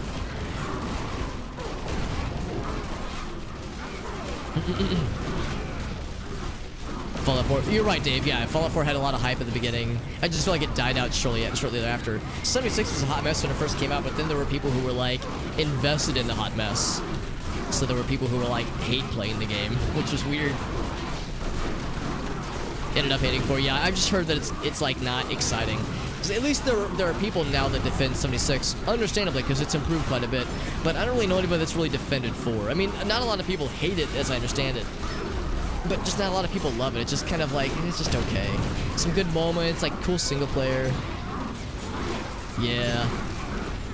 want to learn about the lore. Yeah, apparently like 76 is some really cool shit, and it's better now. But yeah, a lot of people understandably have sworn off of it, and if not Bethesda entirely. And again, I can't say that I blame them, honestly. You did enjoy 4, but well, you had to mod it though. Yeah, that's how it goes to you though sometimes. Base building and a mod to set the. Oh yeah, yeah, to make that a little more palpable. Big bad stomping around, it's dead. Just generic message. Oh, that's a little bit unfortunate. I was hoping for a little bit more fancy stuffs. Waxing delirium, chaos basic abilities. Okay, that one's not as useful. Cooldowns of active dodge. I think acrobatics. I think that's the one we have in our stiff, because this one's quickness. I'll have to double check, but oh, whoops, wrong button. I think we might already have that one. I'll hang on to it for now. Murdering yeah, exactly. Murdering adults is fine.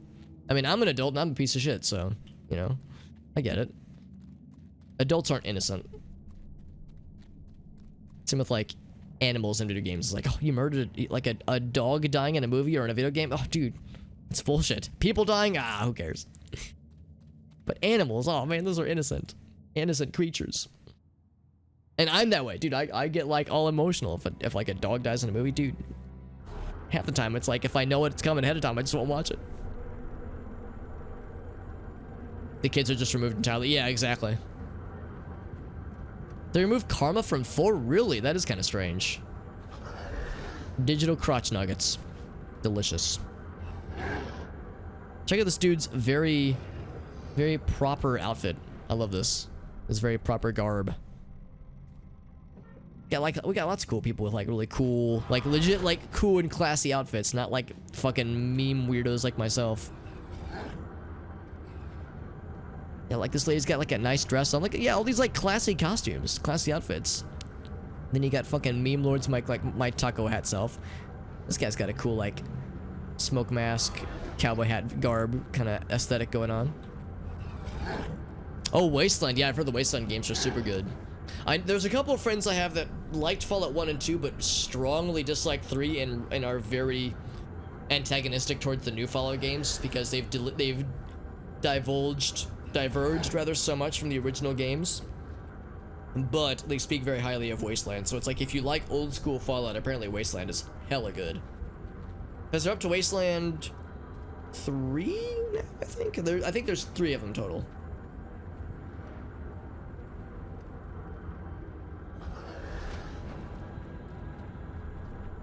It makes me feel, yeah, like I said, I feel like I'm so out of touch, man. Since I've only played 1. I definitely want to play them all eventually. I want to play all the games. Like I want to play so much. If you were to look at if you were to open up my brain and gaze into the abyss that is all of my thoughts and emotions and bullshit that bounces around and across my 3 remaining brain cells, within that absurd abyss, you would find a list of games that I want to play, and it would be as long as the universe is wide. There's so much stuff that I want to do and or play. Yeah, it was recent. Yeah, the first one was like, I think a contemporary of the first Fallout, I think.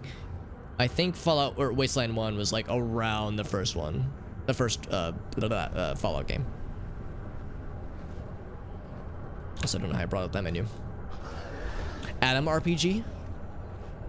Oh, it's similar? Oh, okay, interesting. Wasteland 3 was last year. Yeah, it's a pretty recent one. That one I think was kickstarted, and I have some buddies that went in on the Kickstarter because I remember them talking about it previously. Started making good quests. Yeah, it's unfortunate too because there were some really cool quests in Fallout 1, and I've heard that 2 has some incredibly cool shit. Oh, Wasteland was the, oh shit, Wasteland was the OG. Damn, I didn't know that. Yeah, I thought Wasteland was like a, oh, I need to slap my hand on this thing. This bad boy can fit so much blood in it. Slaps roof of giant heart. Yeah, no, this whole time I thought Fallout came first and Wasteland was like not a knockoff, but very much inspired by it. But no, Fallout was inspired by Wasteland. That's wild, dude. The precursor, yeah.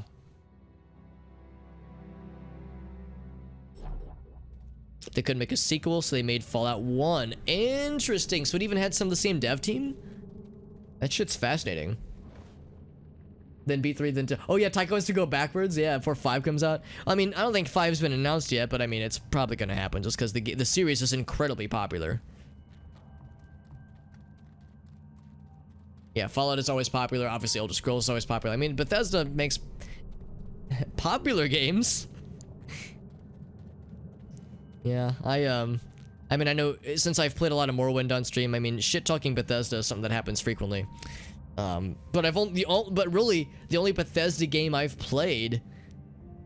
Let me think about this before I make a statement that I can't commit to. But I think the only Bethesda game I've played is Morrowind, because Fallout 1 wasn't Bethesda. That would have been Interplay, or at least that was the publisher. I don't know who the developer was, but it definitely wasn't a Bethesda product at that point. Oh, I gotta get the heck out of dodge. I'll have to pay more attention to this boss. She teleported. That's fancy. Oh god. All the ghosts. If you have ghosts, then you have everything. Or I can't remember the quotas. Yeah, this boss lady is much more involved. She's like flopping around as she's attacking, so it's hard to know like where the attack sphere is. I think it's right in the middle though. Slide to the right. Slide to the left. Crisscross, y'all. Oh shit, I got it up, I'm dead. I clicked the wrong button. I tried to dodge out, but I just fucking misinputted like a dingus. I like panicked, pressed the like what I thought was the right key, but I instead just put my weapon away and I got scared.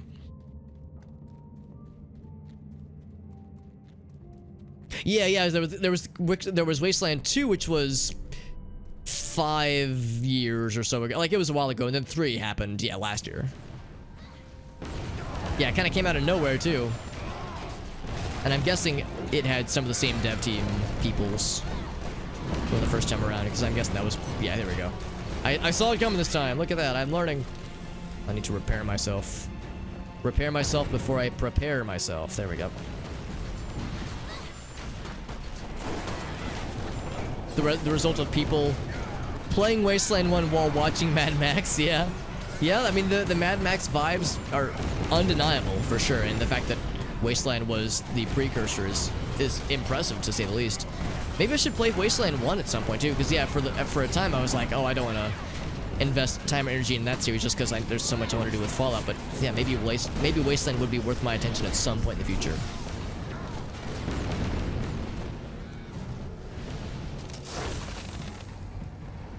There she is. She is not. She's like halfway dead. This is a spicy boss. Spicy boss lady. Is the Black Isle a good part of the game too, or one of the games rather?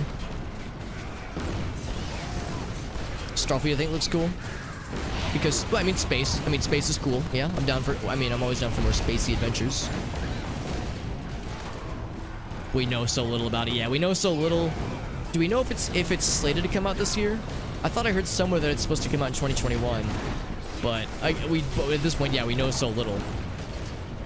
Lost trust in Bethesda. Yeah, understandably so. A lot of people are pretty frustrated with Bethesda, so can't say I blame them. Because I mean, yeah, let's think about this: Fallout 4, Fallout 76, Elder Scrolls Online has been popping off lately. That's been very popular, and people that I know that play it love it. For people I know that don't play it, they don't really like it. But I mean, it's understandable, it's not their thing, but for people who enjoy that kind of game, they seem to really love Fallout, or Elder Scrolls Online. But I don't think that's Bethesda. I think that's contracted out to somebody else. Obviously, it's published by Bethesda. But I think that's a different dev team. Oh, I gotta move. Whoa! Oh, just a little bit short. That's okay. It wasn't just me. Yep, someone else got too. Oh, Black Isle. Oh, that's the name of the game. Oh, okay. That's what Black Isle is. Probably in the cold hard ground. Because they're fucking... No, I mean, they're not like ancient, are they? I mean, maybe they are. It's the first one was quite a whiles ago.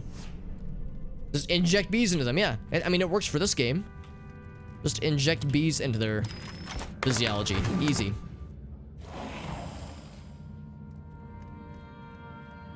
The only good game they've ever made. Yeah, I mean, I would say that's definitely a minority opinion, because apparently Oblivion's really good. And obviously lots of people love Skyrim. I mean, I think I've seen more discourse lately about Skyrim, and I've like watched a few video essays about Morrowind and about other Elder Scrolls games and about Bethesda in general, and I'm starting to see a shift into looking at Skyrim in a more negative light over the past like 6 months to a year, just based on a small sample size, obviously. Anecdotally, at least, I'm seeing a lot more negative recollections of Skyrim. People saying like, it's not a bad game, but compared to other Elder Scrolls games, it's a setback, which is what a lot of people have said. Well, some people have said for a while. I know Off-World Devil will type until his hands are red about how much he hates Skyrim, but I'm starting to see that a lot of people are recognizing that Skyrim has some significant shortcomings, despite the fact that it was like the most popular game ever when it first came out, and was, I mean, won all kinds of awards. So it's interesting how time has not been kind to some games, despite how beloved they are when they first come out. Yes, thank you. Yeah, that was very good to be able to go through all 3 of those, because yeah, those last 3 were the Deep Agartha bosses that I'd yet to fight.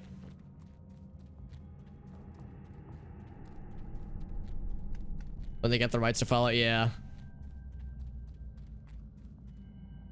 Oh, when Bethesda got the rights to follow it, that is. So Black Isle was was it a Fallout game, or was it a DLC or like an expansion? Oh, that's the development team. Or wait, no, not the development team. I don't know. I don't know what Black Isle is. But that had nothing to do. Well, I mean, they would have had to have published it, so they had something to do with it, but they wouldn't have developed it though. Does some cool things for Wasteland 1 though. They didn't want to overload the. Oh, that's good. That does sound kind of nice then. What page, paragraph to read? Oh, that's kind of nice actually. Yeah. Exactly, Dave. Yeah, they get good with mods, but like how do I say this? Like it's clear that Skyrim and to an extent Oblivion were developed with the intention of them coming out for console as well as PC. So like on the one hand, yeah, like mods make the games a lot better, but on the other hand, there's a significant portion of people who at least first played Oblivion and Skyrim just vanilla on console or vanilla on PC even. So I think a lot of the hype around Skyrim and Oblivion when they first came out was just the vanilla games, and I think some of that has died down. But you're right, the hype for modded Skyrim and modded Oblivion will always be super high for sure. Was worse in some regards, yeah. Yeah, exactly. Like it was a step back in a lot of ways. It was a step forward in many ways. I mean, it's more actiony, you know, better combat, and that's what a lot of people care about. But yeah, it seems to me that it had enough steps back that it's like affected a lot of people's recollection of Skyrim, especially as they go back and play Morrowind or Oblivion. They recognize like, ooh man, yeah, there were some opportunities here that weren't capitalized upon with the sequels. Shallow and uninspired, yeah. Some cool quests. Yeah, exactly. With Oblivion, apparently Oblivion's dope. Like, I don't really know a lot of people that say Oblivion is a bad game. I have a few friends, including Off-World Devil, who says Skyrim is a bad game. And many of them will say it's not a bad game, but it's like disappointing relative to the others. But apparently Oblivion is like beloved by many. It like has a very positive recollection, whereas Skyrim, as it gets older, seems like it's aging worse. That's the company. Okay, yeah. When I saw someone say Black Isle 2, I was like, wait, that's a game? Yeah, it's the development team. Okay, that makes more sense. Not over 9,005. Yeah, exactly. Yeah, the texture mod packs and there's just so many mods for those games, man. It's freaking nuts. Oblivion Thieves. Yeah. Apparently there's some really cool shit for sure, and I'm looking forward to playing those. I will stream them eventually. It's forever on my list of things I want to stream. Oblivion, that is. Unfixable bugs and massive loading. Yeah, well, I mean, for some people, that's all they have, though. You know, they either don't have the resources or don't have the space or just can't afford like a fancy PC. So back in the day, an Xbox 360 or a PS3, baby, that's all you needed.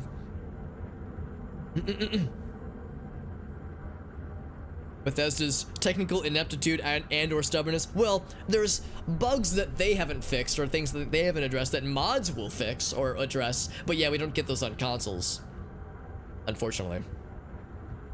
You're playing some Morrowind 2, Puzzlewell? Puzzlewell, you'll be happy to know there is a YouTube video that I finished a few days ago. It is, and I am not exaggerating when I say this, it is just shy of 8 hours long. The title is Morrowind, a quick retrospective.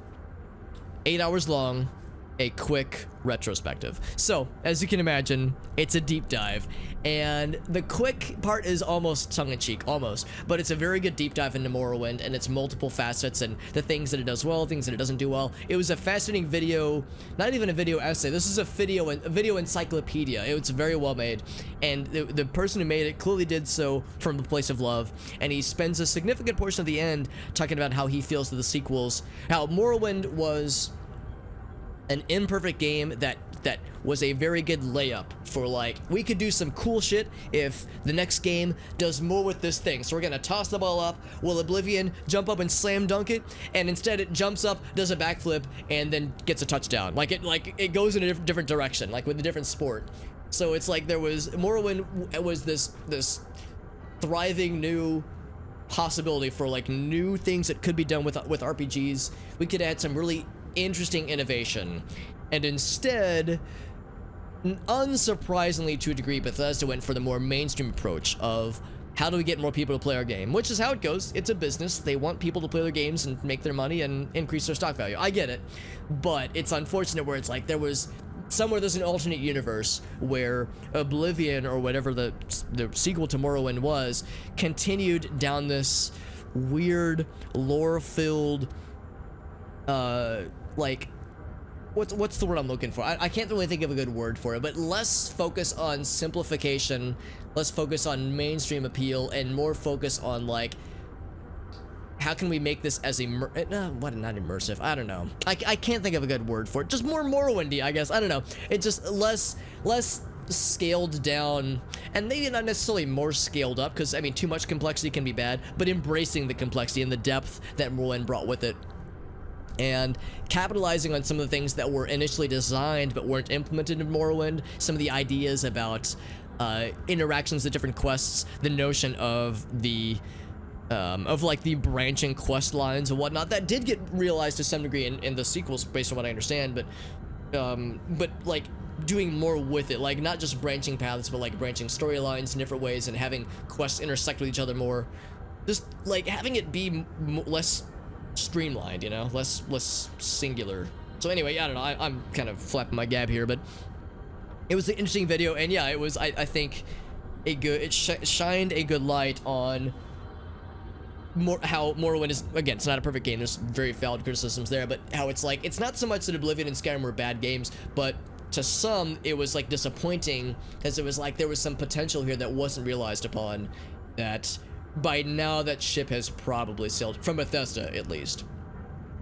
Also, I feel way behind in chat, so let me get caught up here, just because I flap my gab way too much, and that's what you do when you're a Midwesterner. You just talk and you just kind of turn off your brain for a while. But thank you as always to Jay, by the way. We had Jay, we had Soniee, we had Top Doc, we had lots of very nice people helping us out. Thank you everyone for helping me out, and everybody else, of course, with the raids and the Deep Agartha battles. Those were fun. They were engaging, and of course got a lot of cool experience and whatnot, and made a lot of friends along the way, which of course is the greatest treasure of all, obviously.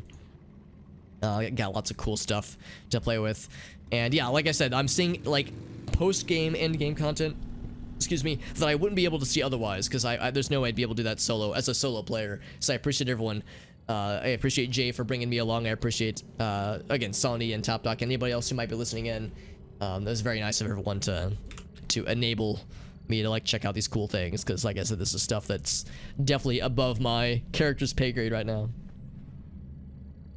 Loading times are worse on consoles. Yeah, oh yeah, for sure. There's the unofficial, like the fan patches.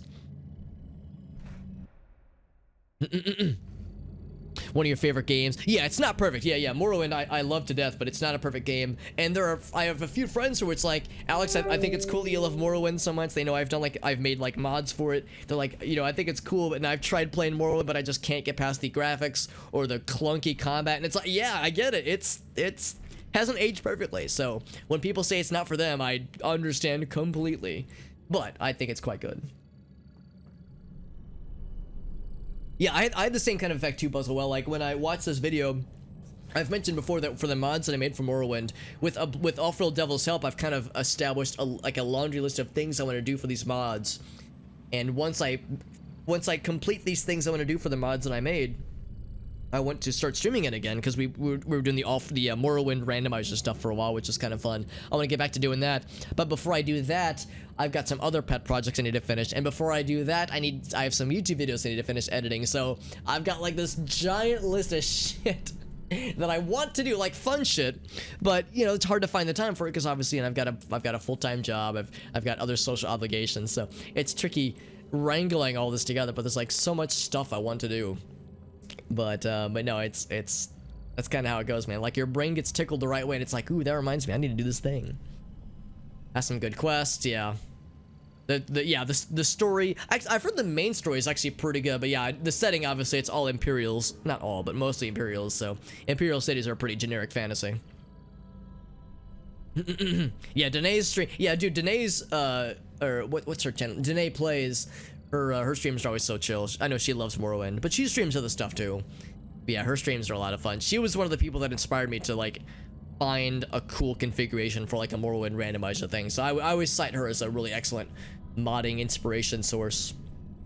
It introduced, yeah, and Irasi is exactly right. Yeah, the fact that for better or for worse, Oblivion and then Skyrim became so mainstream, it introduced more people to the series. Hopefully that would make some of them go like, I want this but more depth, or I want this but more freedom for the player, or like more complexity, or things I could just like, I could complex into if I wanted to. Hopefully that would lead them to Oblivion, then maybe even lead them to Morrowind if they felt the desire to do so. Oh, that was my pleasure. Dude, isn't she awesome? Dude, Danae is the coolest. That a lot of streamers... Oh, that's sweet of you to say, Puzzle.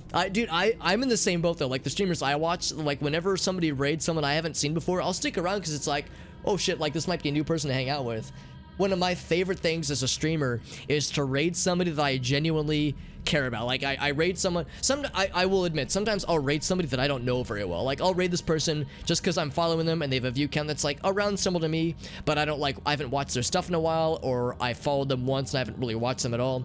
But most of the time when I raid somebody, there's, like, a personal connection there, or there's, like, or I genuinely care about their content, or I like what they do and I want to help them, you know, get more viewers, that kind of thing. And I can tell you one of the nicest things is when I go to raid somebody, and then and of course I'll stick around for a little bit, but inevitably I have to go to bed. And then maybe like 2 or 3 nights later, or maybe a week later, or maybe a month later, I'll go to that person's stream, not to raid them, just to hang out for a while. And then I'll see somebody that I recognize from my chat in their chat too. And it's like, yes, I love that. I love like establishing connections and being like, hey, I'm like broadening horizons. It's so fun. So I love when that kind of thing happens. When it's like, hey, I've made like a mutual connection happen. That's always so sweet. Let's go ahead and, yeah, let's go ahead back to Tokyo. More Kaidan shenanigans. Let's go to the gameplay tab. There we go. Not this one. This one. There we go. 338 hours of Mass Effect 3 specifically. Do you feel like 3 has some like really cool mods and modability things? Because I know 3, when it first came out, apparently, like, the ending wasn't so good, like, ruffled a lot of feathers, but it had really good gameplay. And then there was a patch that came out that gave it, like, a different ending, or, like, clarified some things in the ending, which helped. Since I've never played in the games, obviously, I have no context, but, I remember 3 was kind of a sour point for some people. But a good game otherwise. Rookie numbers, man. Gotta pump that shit up. Let's get back over to this area. Full street playability. Oh, just right. It convert like that was one of the big things. It's all the story things that could be done in the game. So yeah, I guess that's a good point. I guess with Fallout. God, I keep going back to Fallout. With Mass Effect 3 specifically, it kind of converges to the point where there's more story things that are available to you.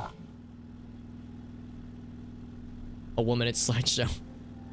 And 10 seconds of a cutscene. So yeah, not a whole lot of new stuff added in necessarily, but just some clarifications to settle the masses. Because yeah, I know it was not received well at first. Bare minimum. Yeah, I mean, it's not surprising that they were like, well, let's do something, but we're not gonna like go out of our way for a whole lot of stuff.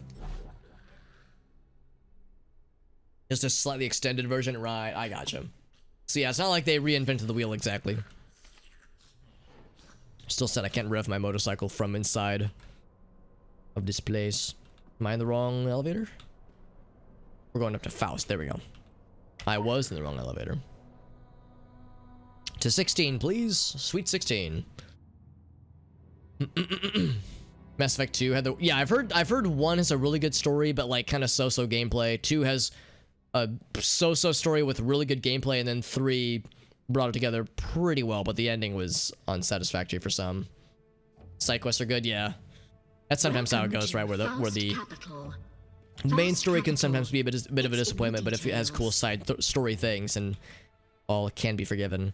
So take no damage and don't get caught. No pressure. So now being a sneaky man. So don't get caught, I'm guessing means don't run into a room full of people clickety-clacking away. But I want to like rummage through their bullshit.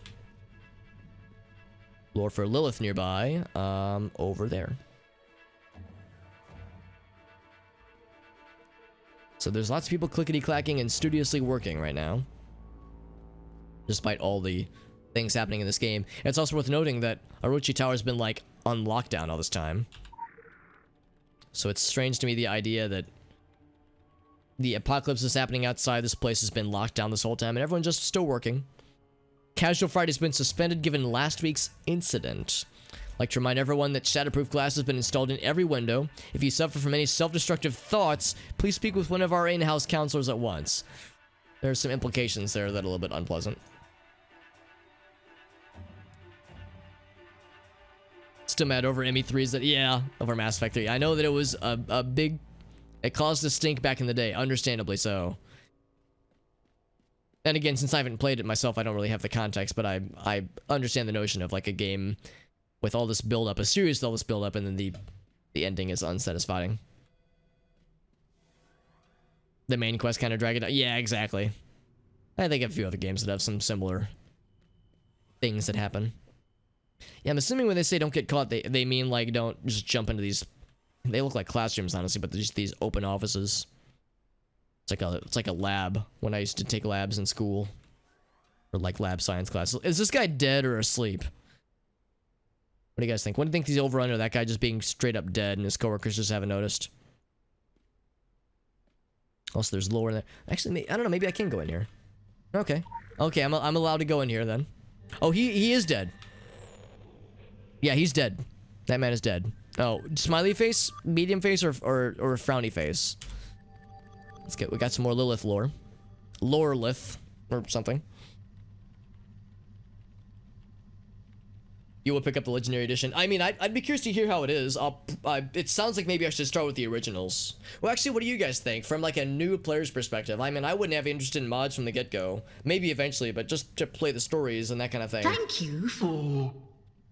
Thank you. Thank you. Thank you. Thank you. Thank you. Thank you. No problem. Yeah, I think the voice gets a little bit glitched out sometimes. We had some cool DLCs. Oh, that's cool. The main story. Oh, really? Okay, so like, yeah, so I feel like the main story, like the main plot stuff in Mass Effect 2 just feels kind of like unnecessary then. Also, Jesse, what's up, buddy?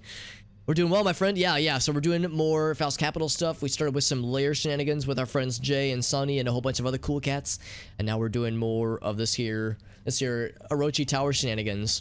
So last time we did all of one of them, and then we did this one half of the second of 8 parts. So we have 6.5 parts of this whole tower section left. The DLCs were good, but the Citadels... Oh, really? Really? I like the Citadel DLCs that good. Mass Effect 2 has some good ones too, but yeah, maybe some of them are a bit much. A bit too big for their britches.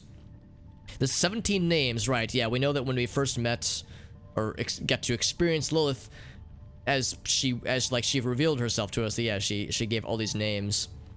Lilith being the final one. Most of these names I've never even heard of before. I've heard the name Kali, but I think Kali is from, it's like a different. I'm trying to remember what mythology and or religion it would be. I feel like Kali is like the goddess of death in a mythology, but I can't, like some kind of mythos, but I don't know which one. But yeah, none of the other names I recognize. Talto is similar to a name from a Netflix series I watched recently. Taltos. It's from the Freud series. But that's something else, obviously. Only the Nephilim can conjure that. Yeah, it's okay. You did enjoy the story for Overlord? Yeah. Has some surprising amount of feels. An elevator keycard is what we're looking for. Yeah, so it says not to get caught, but I guess getting caught is okay when you're just perusing around these. Again, they look like classrooms. Charts will change from gray to slightly darker gray next week. Oh, this is exciting stuff. Remind to devote on All BIC or employees should Papermate for office remain pens. at their desks. Everything is fine. Right, like the type of pens, right. Remain at your desks. Everything is fine. 2 personal objects per desk. Wow, 2. Holy crap.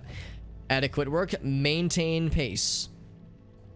Adequate work, everyone. Yes, maintain the pace. Such stirring and encouraging words from the higher-ups, right? Let's check all of them. All the rooms. Guessing these are the same office rules across the board. Nobody else is dead that I can tell, at least. Anybody dead in here and or asleep? Hello, yes, I'm just a regular office person. Person wearing a taco hat and glowy eyes and deer antlers. I am definitely looking to fit the bill as a regular office person. I hope I blend right in. You won't even notice me.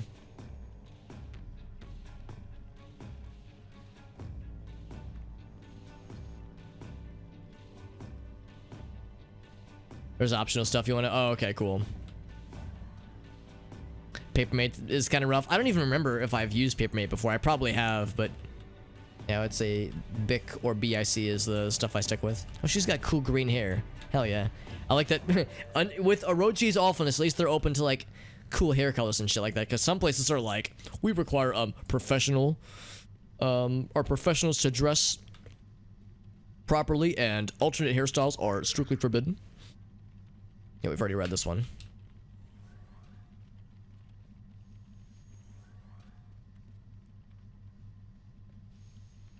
I think it's around here. A Zippo fountain pen. Oh, that sounds cool. Yeah, I'm trying to think. Like, I know I've got some pens in my desk right here, but most of them are just pens that I've like acquired across the years from other places or from like when I would like do career fairs at like college, that kind of thing. I don't use pens very much nowadays, but I still have a bunch in my desk. But I think about like, yeah, things I've gotten over the years at various offices, or again when I was in college, like doing career fairs. Here's one. Just looking at various pens that I've got right here. Whoops. I wonder if this will show up. This is a Domino's pen. There we go. Maybe I shouldn't show the phone number. Not that it really matters that much, but just a Domino's pen. There we go. I'll cover the area code, but yeah, so you can kind of see it there.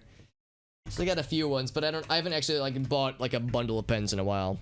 I do have a bunch of mechanical pencils in the other room that I use for D&D. Although I haven't needed them for a while, just because I haven't done in-person D&D for quite some time. This is only a test. In the event Also, of a Jikaku, real good to see you, buddy. emergency, A sick something burn would about follow pizza. this sentence. Pizza, more like yeetza, because you gotta get that shit out of there, man. That shit's gross. There we go. There's my burn. And also, let me go and apologize to pizza, because I would never speak ill of pizza had I not been contractually bound to burn the shit out of it, roast the shit out of it. Got him via a channel plate redemption. So I'm never one to speak ill of pizza unless it's truly garbage. I mean, there are some pizza makers out there that I'm not a huge fan of, but even then, it's been said that pizza is like sex and that there's no such thing as bad pizza. I would disagree on both accounts that there is such a thing as bad, both of those things, but the notion that yes, it can still be enjoyable when it's not so great. I was big boy. It's great. I can just click over here and I can be big boy whenever I want. Oh. I can be as big or small as I want, ladies. That's how I feel, Raven. Yeah, it's like, I think both sayings are incorrect, but I will agree that with pizza, even if it's cheap and greasy and garbage, it can still hit the spot, you know? Some Papa John's, Yeah, I'm not a huge Papa John's guy, and that's completely setting aside their like bullshit that they had to deal with their old CEO who was like very much kind of a racist piece of shit. That whole thing. The day of reckoning is coming.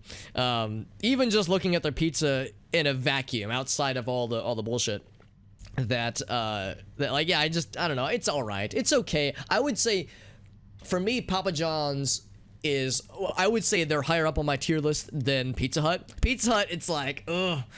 I mark Pizza Hut pretty low. I would say of the chains, I'm a Domino's guy. Of the US like countrywide chains, Domino's is the one I go to. There's some regional chains I like more, but as far as the big ones, yeah, I would say I go Domino's, then Papa John's, and Pizza Hut. Somewhere in there, there's a few others, right? There's Little Caesars. All right, here we go. Hot take. I would put Little Caesars above Papa John's, even though Papa John's, I think the flavor's better, but with Little Caesars, it's like $5 and you get an entire one-topping pizza. So it's very much quantity over quality, and the quality isn't horrid. It's not great, but motherfucking $5, you just can't beat that, man. $5 for a medium one-topping pizza? Dude, sign my ass up. Just my ass. That's the only part. There's bad in both. Yeah, that's how I feel, Victoria. It's like there absolutely is. There absolutely is. I like Chikaka's take. Oh, that's even good. Cheap.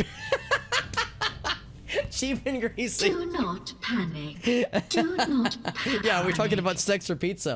Holy shit. Also, Sitness, good to see you, friend. We're talking about sex and pizza and whether or not it gets cheap and greasy. So, Sitness, you came into the right time.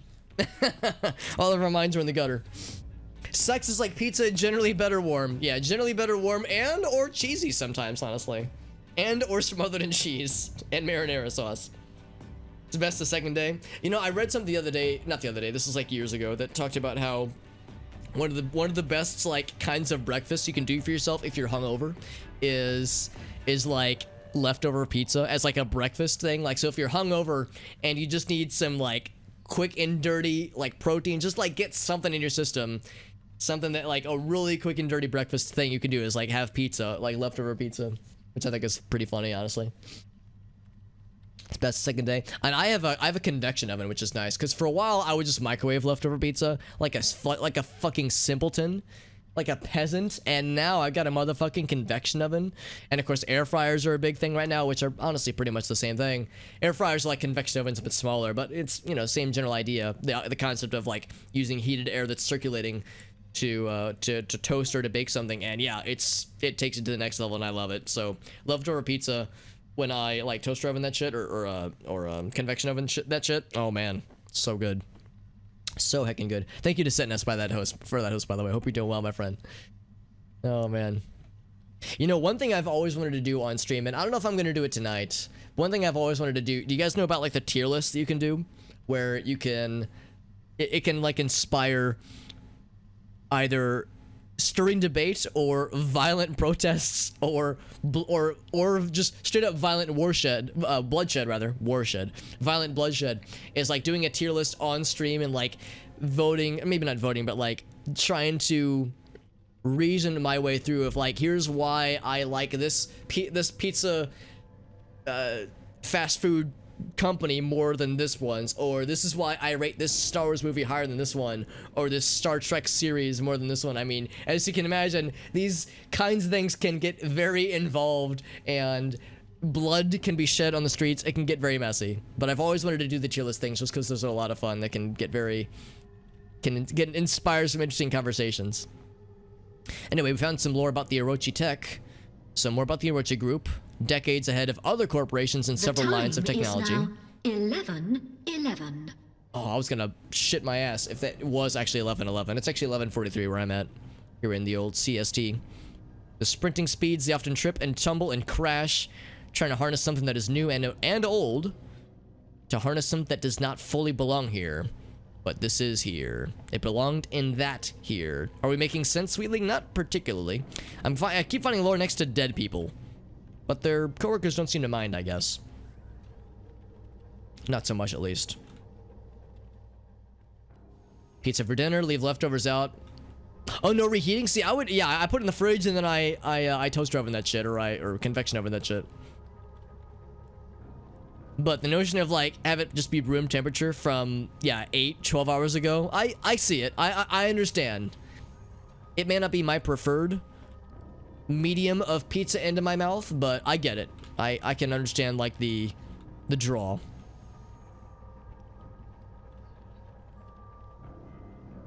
There are two places that do it okay. Are they chains, Jesse, or are they like individual, like more of the mom and pop places? Because that's the thing. I'm very fortunate. I live in a city that has a pretty good amount of like pretty not bad pizza places near me. In fact, there's a chain that's really good too. I think it's mostly in the West Coast, but it started to move further east. It's called Mod Pizza. There's one a town or two over from me that Grace and I love going to. It's one of her favorite spots. And it's called Mod Pizza, and it's a chain, but it's really, really incredible. It's really fucking good, and it's pretty cool how they make it all per order, and it's pretty quick too. It's like, you know, smaller size pizzas, but really, really nice. So very much less quantity and more quality. Oh, so fucking good though. Holy shit. There's a key card somewhere. Where am I stealing the key card? I'm stealing the key card from somewhere. Oh, it's on the, oh, it's right there on the little trays.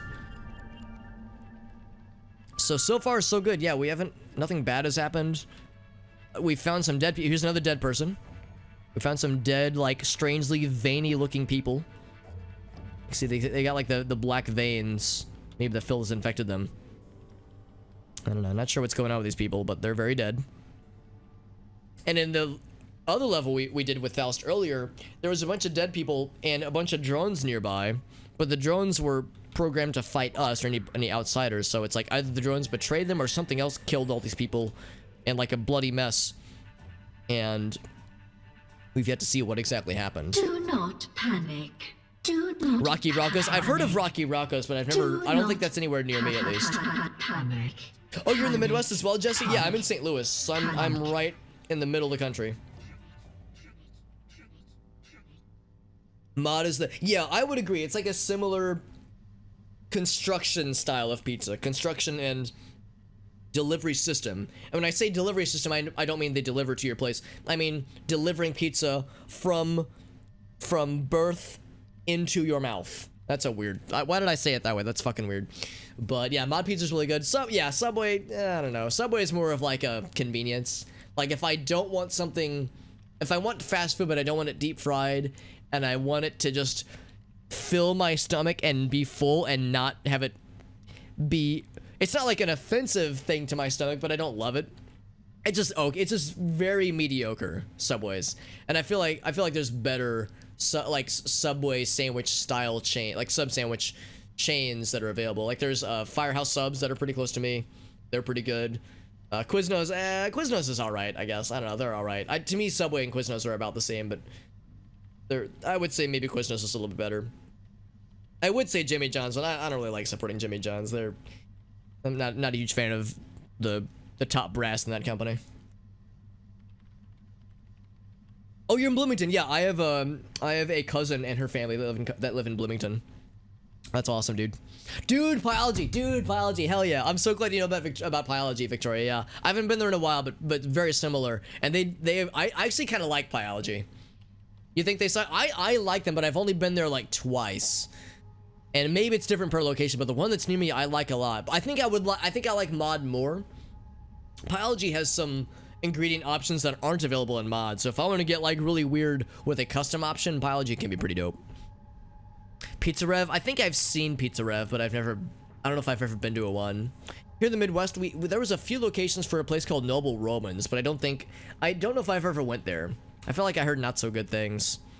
Here in St. Louis, at least, there's a few locations for a place called Pizza World, which is also just okay. I would probably rate Pizza World above, like, Pizza Hut, but probably below, maybe around the same tier as Little Caesars. Do not panic. But it's more expensive, so, like, Little Caesars, it's so fucking cheap. Do not panic. Yeah, Firehouse is, like, pretty solid. It's not amazing, but it's pretty good. It's pretty good. And it's kind of expensive too. Agreed. Yeah, agreed. It's kind of expensive. Sourdough Co. I'm not familiar with that one. That might be a regional one. I mean, there's Panera here in St. Louis. It's called St. Louis Bread Company. But yeah, Panera's also like pretty good, but also kind of expensive. There's a few other regional ones. There's Pickleman's. There's Potbelly sandwiches is pretty good too. It's pretty bad. Okay, yeah. I think it might be like a Midwest chain or something like that because I've never been, but I remember like I seen the place. It caught my eye a few times, but yeah, I've never actually been there. It started in San Jose, and now it's like a big chain. Maybe it's like a West Coast thing if it was in San Jose. Wait, San Jose, that's California, right? Yeah, so. Dude, I want to try all the pizzas. I want to try all the pizzas and all the sandwich places. That way I can have an informed pizza sandwich opinion.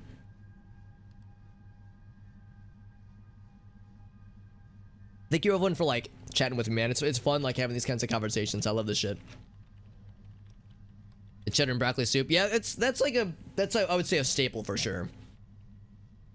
As far as like something that like is like a real meal and not just like getting a dozen bagels. In Virginia, we got Candelos or Candelos maybe. Ooh, they got good calzones and they got a dope turkey club sub. I like every word in that sentence for Victoria. Hell yeah.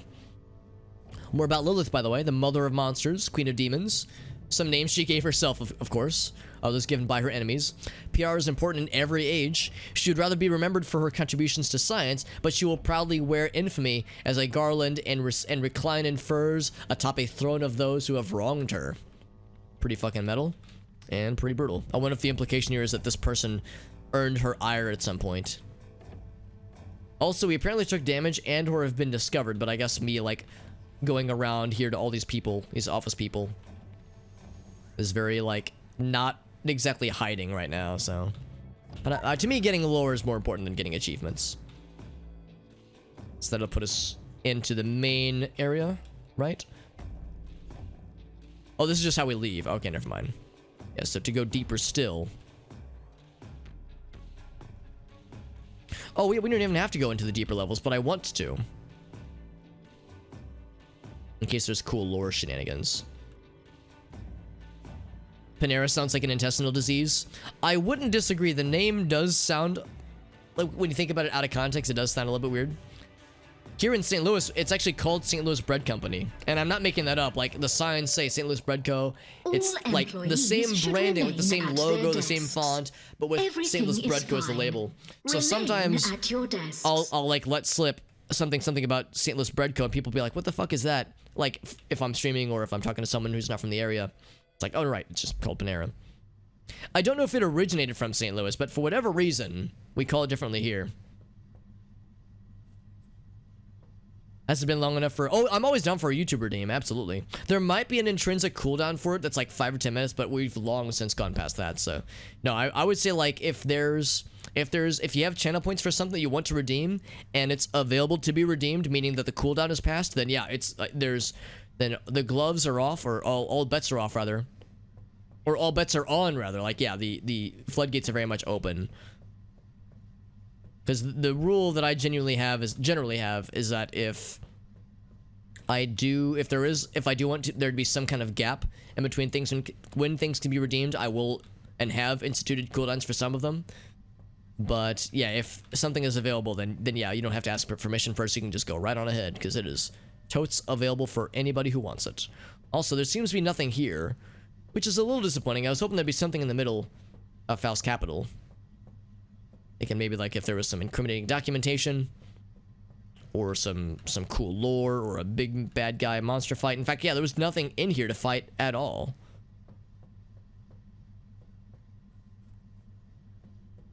This is the most normal out of all of them that we've seen so far. Only a few dead people on this floor, no monsters. In the floor below here, it was mostly dead people and a few monsters, but no monsters that would have been like responsible for fighting the people. So just a bunch of dead people and bloodied corpses, but no clear sign as to who was murdering them.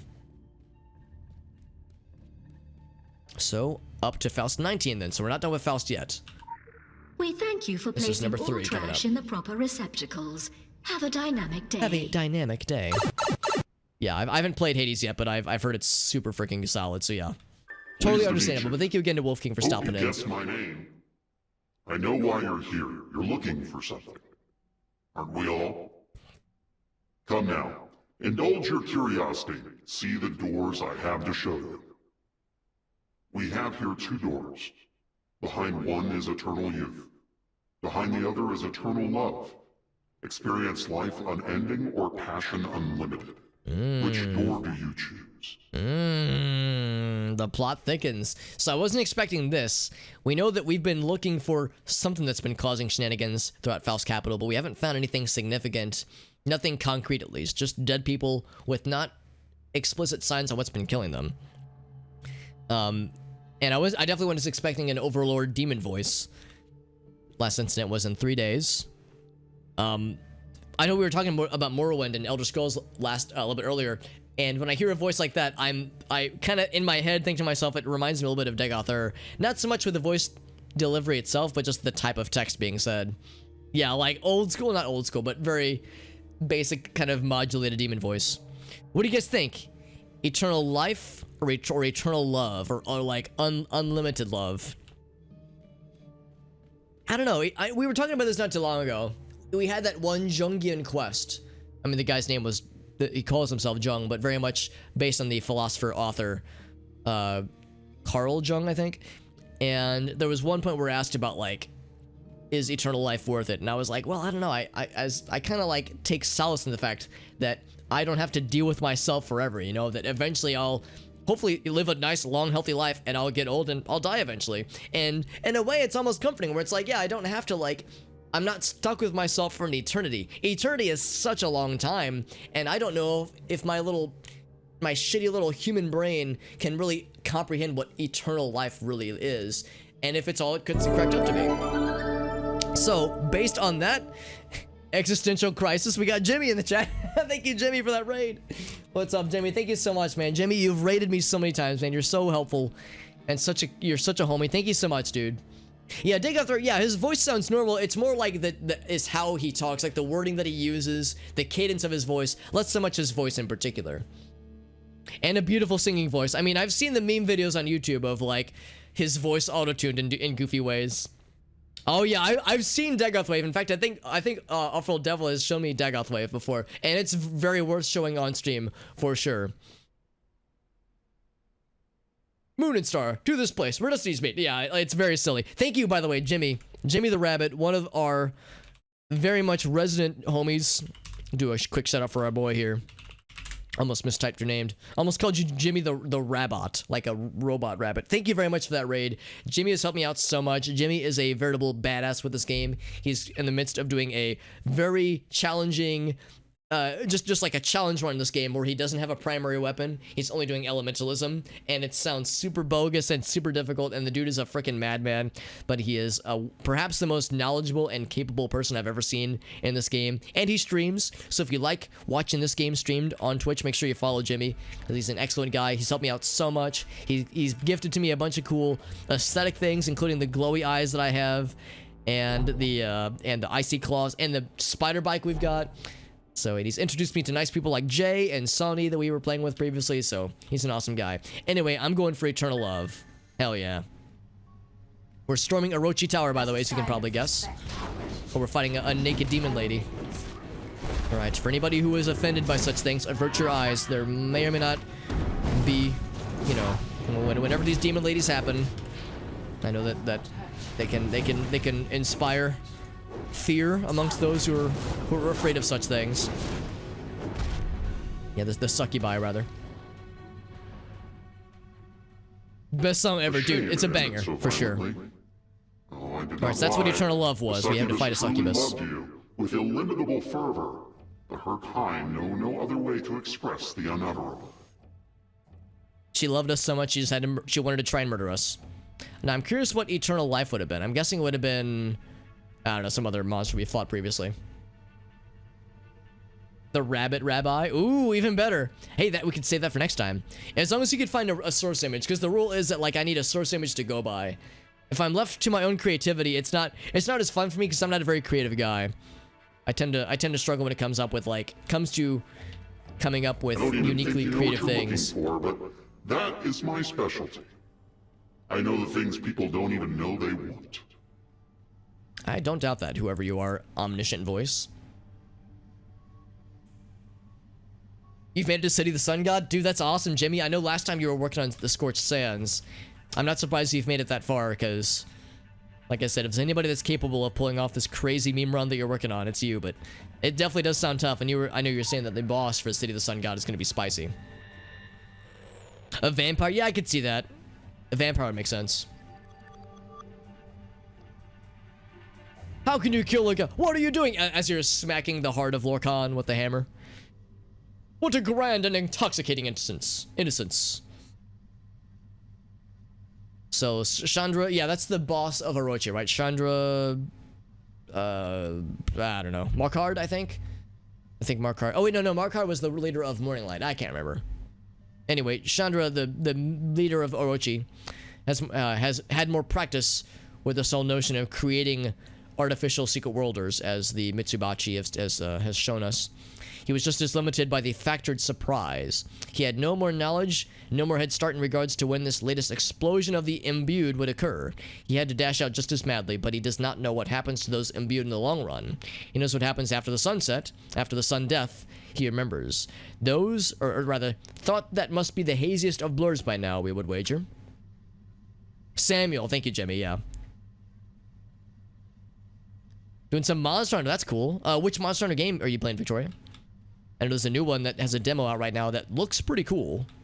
Looks and sounds pretty cool. Can't go that way.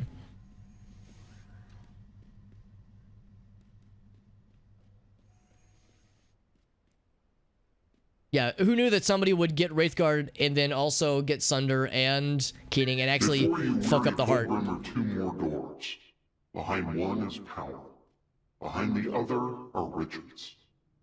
To rule your reality with either puissance or wealth, which door do you choose? So that's how you pronounce that word, puissance. I've seen that word written, but I've never heard it said out loud before. Yeah, who knew someone would actually want to go bonk it? Maybe the reasoning was that, like, oh, surely somebody would be like, they would become intoxicated by this power. They wouldn't want to destroy it. Like, oh, who could resist the siren call of this kind of power with Lorcan's heart? Oh, Iceborne, yeah. 380 hours? Damn, that's awesome. Oh, but you don't have, I'm sorry, you don't have a PS4 anymore, Victoria, but yeah, but it's available on Steam too, which is nice. He did lose them though, yeah. Well, I guess he had the others because he entrusted Keening and Sunder under his dominion, but Wraithguard he did lose, or I guess he just never got Wraithguard because Vivek has Wraithguard, but yeah, the other tools were guarded by his vampires, his ash vampires. Lots of grinding. Yeah, it's a lot to go through for sure. I'm sure that will take a while. Hopefully not 380 hours, but still, it is a bunch. Yeah, he just left Keening and Sunder lying around. Maybe he was like, oh, I don't have to worry. I'm sure my ash vampires will handle it. And then they didn't. By the way, do we want infinite wealth or infinite power? I don't know, man. Wealth is neat, but like power doesn't give you like X-ray vision and like super strength, or I don't know, whatever it is. I'm gonna go with power. I guess you could buy yourself X-ray vision, like surgery, maybe. What are we fighting now? I know. There's a battery. I know. Literalness is so droll. I could not help myself. I'll take it. I'm sure it'll be useful for something later on. You received battery. I sure did. A common household battery. Okay, maybe it has no use. Yeah, we went for power. Yeah, it's just very literal, and I guess it's this elder god or whatever it is that we're speaking to. Guess my name? The Hebrews call me distributor. Or her, presumably it's his. They also call me liar. Well, they actually called me falsehood plasterer, but I remember it being prettier when they said it. Infinite life and power. No, I went for infinite love. Infinite love and power. I'm a powerful lover. Oh my. I mean, the Ash Vampires are strong, but by the time you get there, they're a joke. Well, probably a joke. I guess if you like mainline the main story, then they would be scary. But yeah, it's by the time you get there, you're more likely super overpowered. I am the knock knock joke, he says. Hiya, Chuck. They all became assholes. Yeah, I mean, they became powerful, but they definitely became assholes. Backstabbing assholes. Infinite knowledge would kind of fuck you up, though. It sounds cool. But yeah, that's a fair point, too. It's hard to, like, how do you level up when you're already max level, in that sense? Oh, Passive Pagan, what's up, buddy?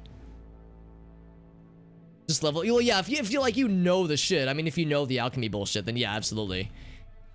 Like, most first-time players wouldn't, though. Not light loving. It was definitely prettier when they said it. Wonder who it is. I don't know the name, honestly. I really don't. So I'm curious to see what the reveal will be. Good to see the passive pagan. I hope you're doing well, my friend. But the alchemy stuff is... Yeah, the alchemy stuff is significant. Because it does not take long. It's so busted. If you know how to do it and you know what to watch for and you know where the tools are located, that kind of thing, you can make some wild shit. And or wild money. Yeah, they definitely don't stand a chance in that sense. Two final doors. Submitted for our approval. And the other is musical talent. Do you feed the mind or the soul? Which door do you choose? Are we talking infinite knowledge?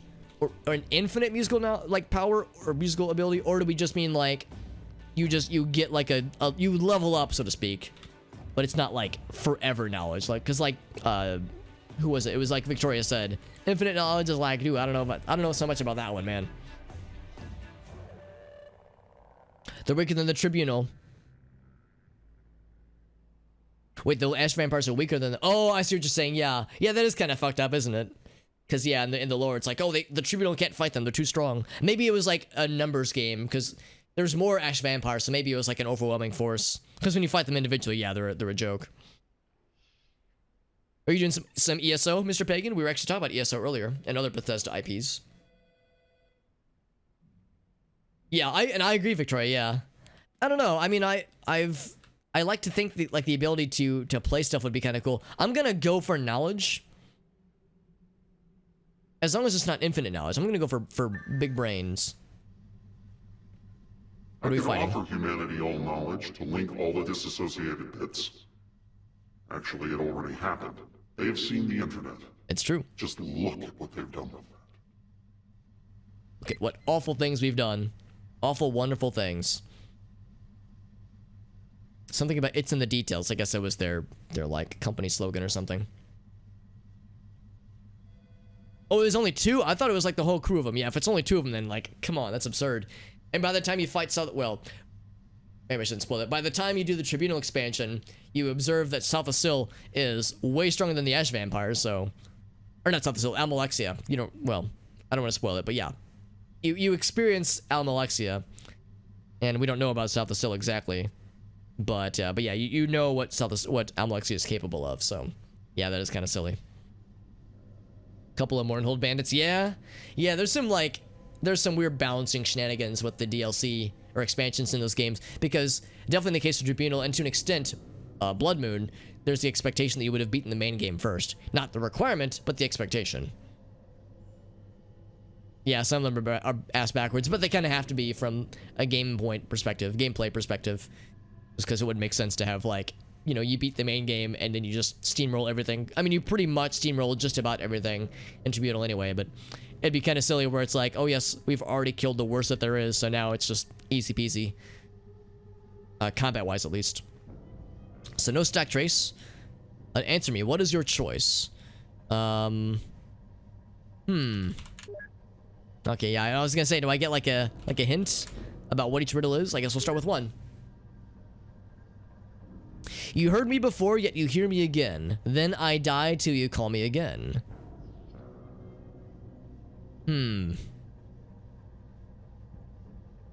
What am I? You've heard me before, yet you hear me again. Then I die till you call me again. What do I call? What is something I'm calling frequently? What's something that dies? What's something that we hear and then it dies and then we summon it again? It's a riddle. I'm never very good at riddles, honestly. The narrative issues. Yeah, it's just baked into that kind of narrative structure. It's just how it is. They do. That's correct. Yeah, that's true. Yeah, the stuff with Mournhold should have happened later on, honestly, because you get the Dark Brotherhood armor and it's crazy overpowered, honestly. Yeah, Jimmy does know them. Sound? Let's try sound. Thank you for your response. Does that mean we did it? That was it! Victoria, holy shit, you named it. Or you nailed it, rather. It's sound, yeah. That makes sense, actually. Yeah, you called out. Yeah, that totally makes sense. I was thinking like calling out to somebody. I was thinking like you're talking to someone, or you're like conversation. I was thinking too broadly, or not broadly enough. I was thinking too specifically. A small army. Yeah, that's the thing. That's like that's maybe something that could have been done, like if they would have had something like that at the end of Morrowind. That's one of the things that quick retrospective mentioned, where it's like the ending of Morrowind is kind of underwhelming given like all the stuff that happens with the Orochi Tower quest. It could have been something like really cool and more feeling more emblemic, feeling more more epic scaling in that sense. Get my pillows from a couple of rats. Yep, time for some fighter quest entry level quests. It's like, you may have summoned Satan himself, but can you fetch me some mushrooms and various flora as a Mages Guild introduction?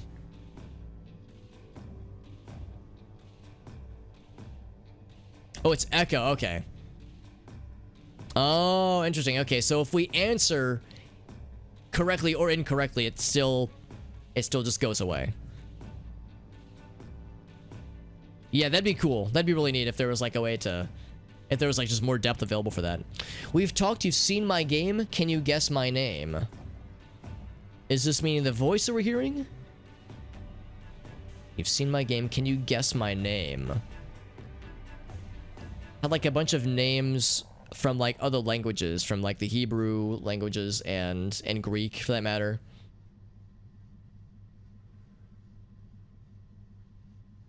It's very tedious, yeah. I don't mind the Horticulture stuff. I think it's cool to do every once in a great while, but like, yeah, if I don't play through Morrowind all that often all the way through, unless I'm doing the, actually no, if I'm doing Morrowind randomizer, I skip over all that stuff too. So yeah, it's like a once in a great while cool thing to do, but yeah, after that it's like, I think I'm done.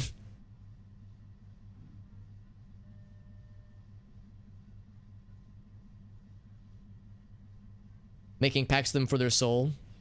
Well, I mean, that's the thing too. If we're talking about like making a pact with the devil, that kind of thing, I mean, are we talking about Satan? Or are we talking about Lucifer? Let me think about this. Yeah, it's like there's Beelzebub, and there's all these names for who we typically associate with being the devil. Is it F? Oh, do you mean like the name of the place, Faust? Wouldn't that be some shit? Okay, I mean, we could try that. Yeah, we could definitely try that one. Lucifer or like Satan, that seems too obvious. That's like too... Is a clue, but it's not the name. Okay. Now, isn't the name Faust based on... Yeah, someone said this the other day. I think Jesse said this earlier, or yesterday, where Faust itself is a reference to another... Yeah, crap. I can't remember the name that he said. Maybe that's it.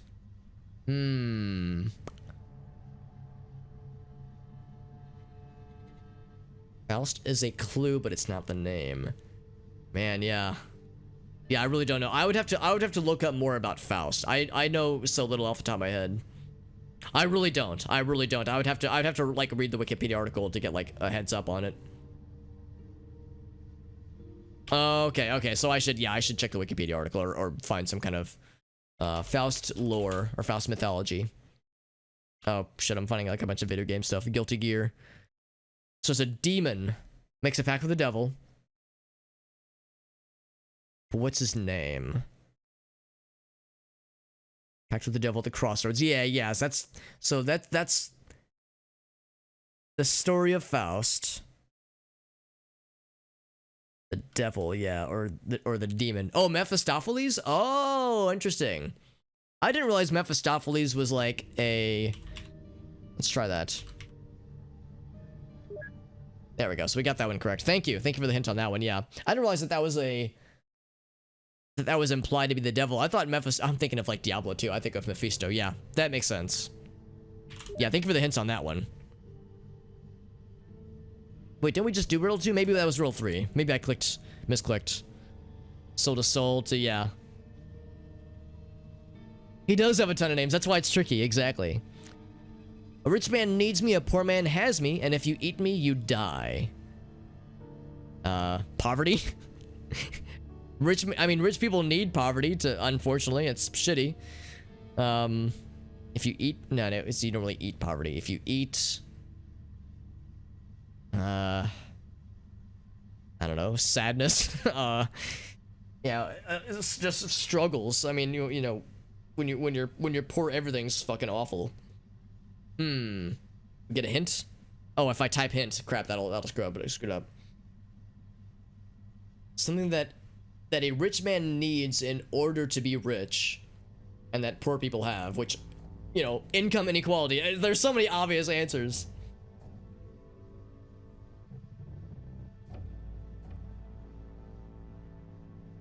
Yeah, that's exactly it, Victoria. It's like, I think of like different, because Lucifer is like not really Satan. It was like the fallen angel that got exiled from heaven, all that jazz. I mean, maybe he eventually becomes Satan, but I thought Lucifer was like was more specific. What happens when you don't eat, you die? Famine? Really, I'm just a facilitator. I join disparate bits of reality. Or hunger, maybe? I have a proposition for you. No, not a wager. There are still wise old men living who will tell you to never bet me your head. I wonder if Mephistopheles is who we are speaking with. Oh, nothing. Oh, interesting.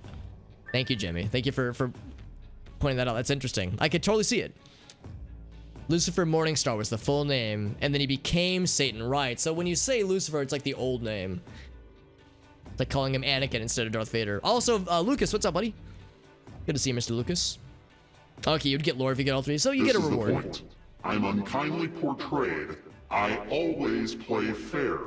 I give warning. I read every bit of fine print aloud. How generous I of told him. Johann what he was getting into. I even warned him not to do it. What's now in the face of eternity? But they all go through it anyway, just like you will. This child vibrating with malicious intensity. Oh boy. Speaking of I apologize. hurting children in I video really do. games. I hate brutishness. I despise rudeness, and you have been such a wonderful guest. But I owe my own favors. There are contracts that bind me. Samael says that you are to go no further. I am more sophisticated than this, and you deserve better, but this will get brutish. Interesting that I'm probably out. It's not Samuel, it's Samael. So Samael Chandra, the leader of Orochi, has contracted, I don't know, Satan, Mephistopheles, has contracted out the devil to try to stop us from getting further, which means we get to fight Satan himself or some kind of implementation or manifestation of him, which in this case is a child vibrating with malicious intensity. Rich man needs, yeah, exactly, it's impressive.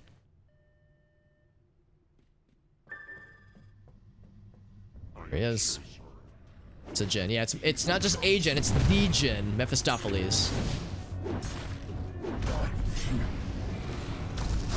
Usually, Jinns are so fucking, like, angry at humans. They're like, oh, this vile beast of the dirt. Like, they hate fucking humans. But this guy was so nice to us. He was like, dude, you've been pretty chill. I feel bad about trying to murder you. Thankfully, he has as many hit points as literally every other thing we've fought lately. Talk about, like, fighting a god and having it be underwhelming, right? We were just talking about this with Morrowind. How could you kill a god? What a grand and intoxicating innocence. Okay, thank you, Jimmy. Thanks for being here, man. And thank you for the hints earlier as well, my dude. Like I said, guys, make sure to follow Jimmy if you like, almost said Elder Scrolls. You can tell I still got Elder Scrolls in the mind. If you like Secret World Legends, make sure you follow Jimmy. He's a veritable wealth of knowledge and experience with this game. There's a bunch of dead people, by the way. Jimmy is a boss, and he's so freaking kind. He's helped me out so much, and has introduced me to a lot of very nice friends we've made within this game, and I'm grateful for him. He's a good dude. Thank you again for that very nice rate. And he's rated me so many times. Like, holy shit, Jimmy, you're so freaking kind, dude. Also, Lucas, with that host, we have ascended to the correct number of extra life points. So, very nice, my friend. Can confirm. Yeah, Jamie's a good dude. Can confirm. So Daimon Kyoto paid a special visit to Faust Capital. Not good news at all, says Kirsten. We'll have to look into this more eventually. Happy climbing, she says. Oh, maybe she means that's what we're looking for next, except it seems like that'll be unrelated to the whole bringing down the big bad guys right now, bringing down Orochi. Let's level up a few stuffs real quick. Boing. That one's max level. I was gonna say there's a few that are not max level.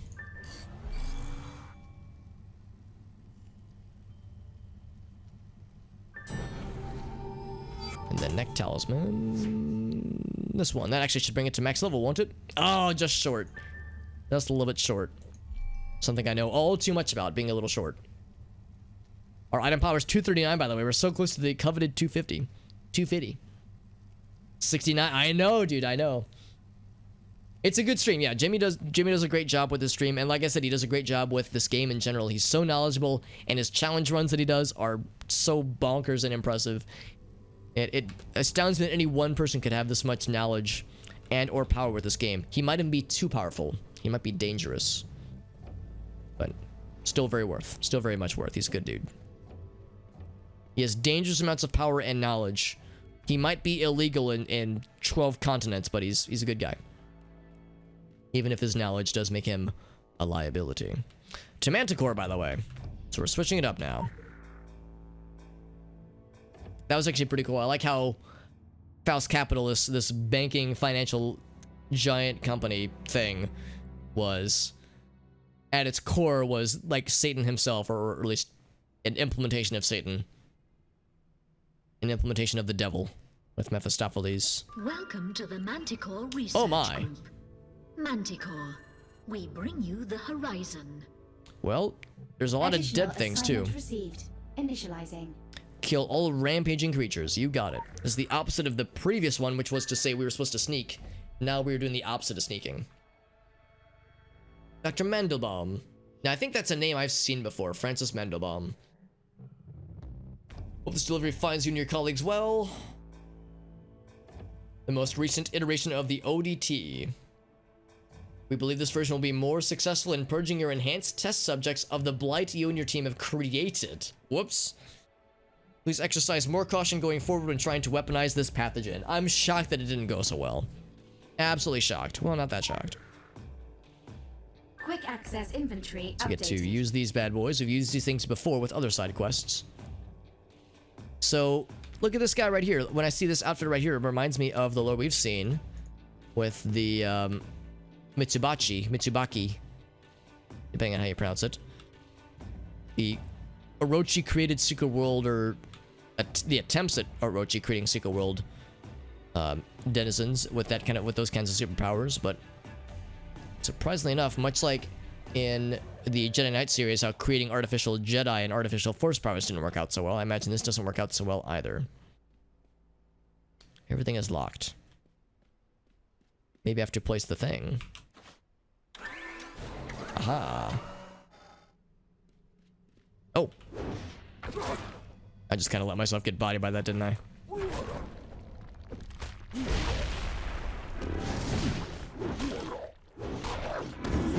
We fought these guys plenty of times. A lot of filth. The cafeteria is now fully functional again. That's great. Enjoy. I will enjoy.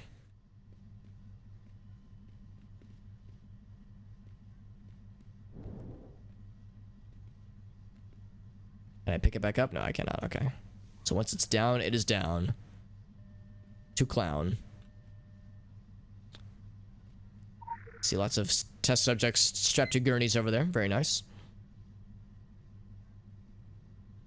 Research log. Imagine not password protecting this stuff, right? The new direction. Summoned us for our monthly meeting. Odd to see the excitement on the man's face when he presented us with the new direction our research would be taking. I was apprehensive at first, weaponizing the filth infected to build a new and better super soldier. Right, yeah, so the Mitsubachi. Bad sci-fi film is what it sounded like, but others were on board. Who was I to interject? With everything happening around here lately, I'm just happy to remain employed. Yeah, I kind of feel that, honestly. While I know deep down this new type of research could be extremely dangerous, I promised Dr. Mandelbaum I would continue to adhere to company policy and maintain my excellent performance record at prepping and cataloging any new test specimens. Well, my colleagues will continue to do the same. I've archived log reports of past research endeavors. Let's find out. Oh, never mind, that's it.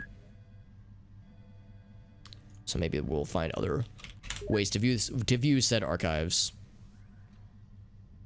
Lots of blood splotches on the ground, as per usual. Nothing that out of the ordinary based on what we've seen previously. Is it just me, or does this filth look strangely purple? Maybe it's just an artifact of the light that I'm using. Whoops, wrong, not that one. Looks very purple, yeah. I wonder if that's significant at all. Almost if implying that the filth has been synergized in some way. Yeah, like the one giant arm, Jesus. Or not, it's not synergized, synthesized. The penthouse is currently closed for maintenance. Thank you. Nice bullet holes in the wall. That's not at all alarming. Or the tendrils leaking out of the ceiling. Well, over there. Gotta take it to get checked. Okay, what'd your friend think, Mr. Whale? Based on their expert observations. Oh wow, it's almost already 1 AM. Holy shit, time does fly. More monster friends, hello! Bestial filth infected. I'm doing very little damage to you. Oh, am I still on, like, dummy levels of damage? I thought I changed myself back to 90-10, but let me double check. Yeah, I'm still 90-10. Okay, cool.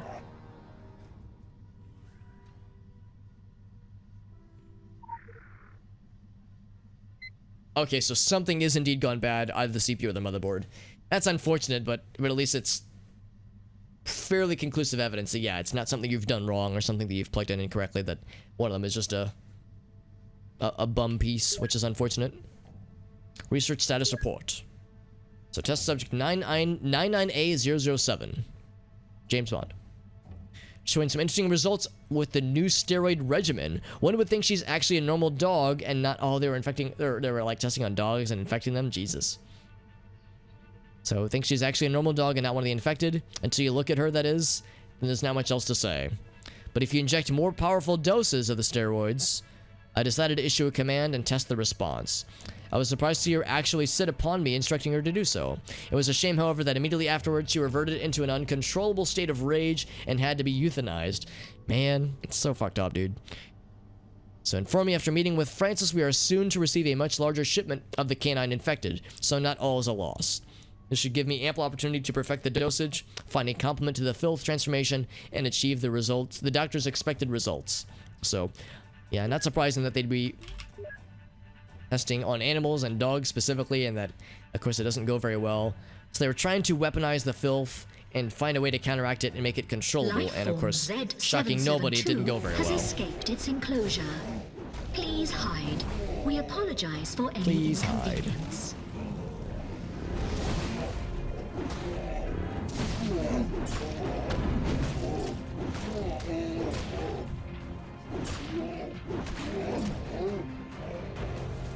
Oh, I see what you're saying. Yeah, there's a place you can go to get it checked. Okay, that's good.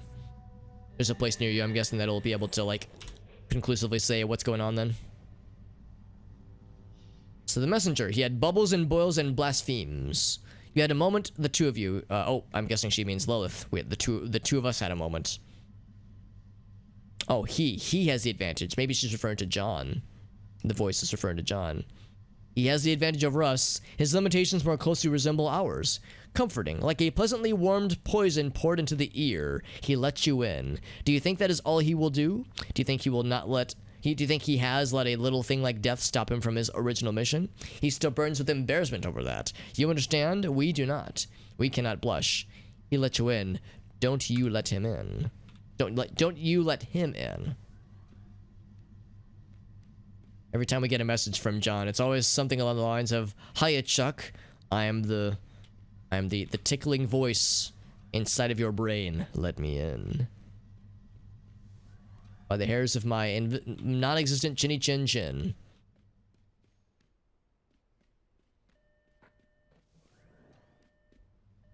More monster friends over there. Unsurprising. Can't go that way. Also looking for keycards and the like, but that might be held by a monster somewhere nearby.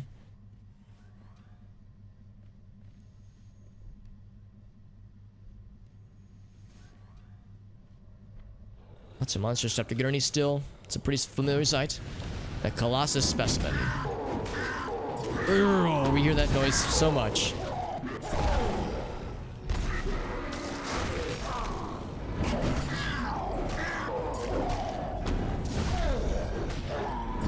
we put him to sleep? I don't know if we put him to sleep, but something put him to sleep. Oh, we got his ass. And there's a new laptop. Or tablet. Same thing. More about the research log. Tell me more. Infected drug trials. How did it go? Strangest and yet most exciting thing I've ever seen. Each of the infected test subjects from today's experimentation has received a different variation of Vali's special cocktails, quote-unquote. I wanted to test the results of higher dosages. As expected, the lower dose... experiencing some technical difficulties. We apologize for any inconvenience. I always like the glitchy voices. Wanted to test the results of higher dosages. As expected, the lower dose had little effect, but the closer we came to what we had assumed would be the maximum dosage, the infected behaved in a way I would not have guessed. A majority of the subjects fell asleep, and then would suddenly wake in varying bouts of rage. Okay, he was doing it on his own then. Only to fall asleep again. All this has occurred in under a minute. It was extraordinary to witness such a behavior in so little time. Even at the assumed max dose, the subjects reacted in a way that piqued my interest. Also, I'm pretty sure that's a improper spelling of that kind of piqued. I think if your interest is piqued, it's P-I-Q-U-E-D, and not like you're peeking at something, I think. I'm going to schedule a meeting with Francis and inform him we need to change the ratios if we are to see our anticipated results. I'll also need to place a new order for test subjects with Blakely. Subjects are running low, or supplies rather running low. I mean, subjects are their own supplies, I guess.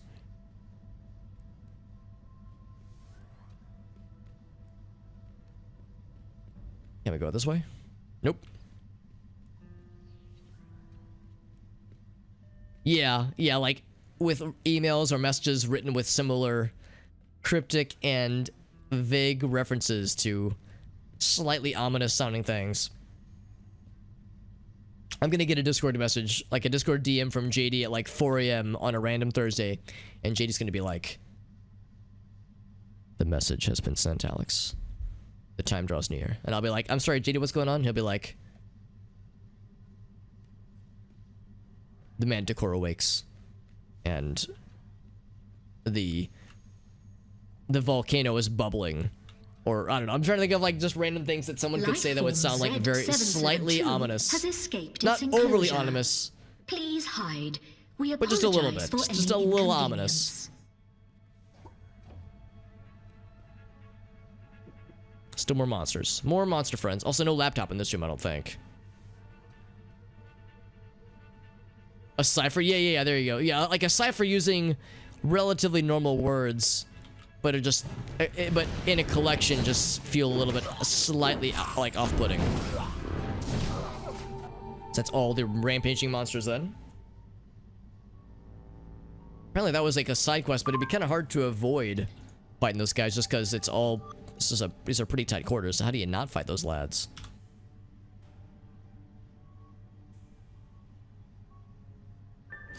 Level 16 on that one. And then crit power rating. I think we're wanting to level up crit power rating, aren't we? Those are both critical rating. Maybe we're good on crit power. It's 2 or 3. I think that means it's maxed out. Yeah, that one's maxed out. So 2 is that one. Critical rating, crit power rating. That one's not maxed out yet. Put it on that one then. Out to the lake soon, but I'm all cooped up with work until November. Nyx escaped last week, yeah. Just very like relatively innocuous statements, but then yeah, it's like, wait a second, what's he getting at here? Like none of these things make sense. The lake, what's he talking about? Yeah, like yeah, how's your family? Nyx escaped. It's like, wait a second, oh, what could all this mean? What does it mean, Watson? Some x-rays in the walls, more experiments being attempted. And of course, it's all going great. Nothing bad happened. No test subjects escaped. Nobody was murdered. My greatest work. We finally received funding to upgrade our research. With granted permission to begin my newly designed research program, I can now focus on a way to gain control of the filth infected. This will be a greatest contribution to Orochi and all humanity. If only I can get my colleagues to focus on their duties and deliver more efficiently and more efficient and effective results, and the process would progress at more desirable rates. In the meantime, I will continue my research in splicing elements of the filth infected with tech received from Manticore Labs. So far, the results have been more than promising and nothing shy of intriguing. Finally made the scientific breakthrough we have been waiting for. Filth specimens, through our experimentation, have begun to exude barriers around them, making them more resilient than our previous efforts. The infected have begun to adapt themselves to the infused essences and technology in the most unforeseen ways, becoming exceedingly difficult to control and to terminate. The results are fascinating. All available weapons have proven to be ineffective against these newly enhanced infected. This has required me to contact my colleague, from Anasi and request his team to create a proper method to dispose of these new creatures. Until we receive such a method, the enhanced subjects have been corralled and locked away in our central storage space. My colleagues and I have taken all precautions to ensure the storage space will be strong enough to contain them. I'm sure that definitely worked, by the way. Should give us time to give the other guy time to fulfill his requests. Dr. Jacobson.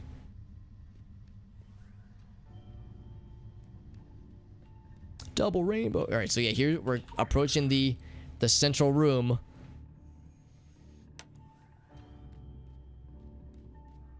Yeah, we see these lads. Here's how we got here. But in the center, apparently, is where shit went down. Can't say I'm surprised that shit would indeed go down. And there's stuff here. No obvious monster friends, but there's definitely stuff.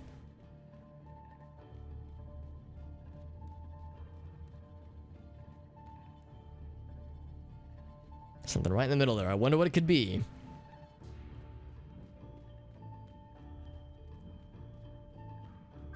And of course some dead people. Gotta find an elevator card. Is this one? It is. But what's in there? It just says to take the elevator. Is there nothing in here worth checking out? I mean, shit definitely got fucked out here, man. Oh, Dexter's being cute, by the way. He's like rolling around on the ground like a little roly-poly goober. Let's go and get the lore while we're here. Lifeform Z772 has escaped its enclosure. Second Age. Please Age of hide. Hierophants and We blood apologize sacrifices for and any violent heroes. inconvenience. Cities that were living Leviathan Islands swimming in the oceans. The Nephilim outcasts held their bile through the ages. Lilith's ambitions grew beyond their plans. She dreamed of her own accomplishments. She dreamed of the Dreaming Ones, to harness their power, to be beholden to no one ever again. Lilith and Samael, always together, always deceiving mankind throughout the ages. Always undone by their hubris. So I think that hints then that Lilith is tied to Samael, which is the leader of Orochi. Samael Chandra. So the two of them are in cahoots in some kind of way. At least that's what's implied. And I think, if I remember correctly, I think I remember like how it kind of ties together, but I'll hold off on saying it in the case that I'm wrong. And also I don't want to spoil it. And so we've seen all there is to see right here. Couple of monsters, but nothing too crazy here. Just mostly just bad things happening to scientists and questionable scientific things being done. Scientific ambitions being pursued. More lore nearby. We have an achievement for this one. Don't get caught and don't take damage. Are we gonna find like a bunch of normal human people working at their desks? Maybe. Because in Faust Capital, everybody was mostly normal, except for the people that were kind of dead. Oh. Nope, you can't see me. I'm up here.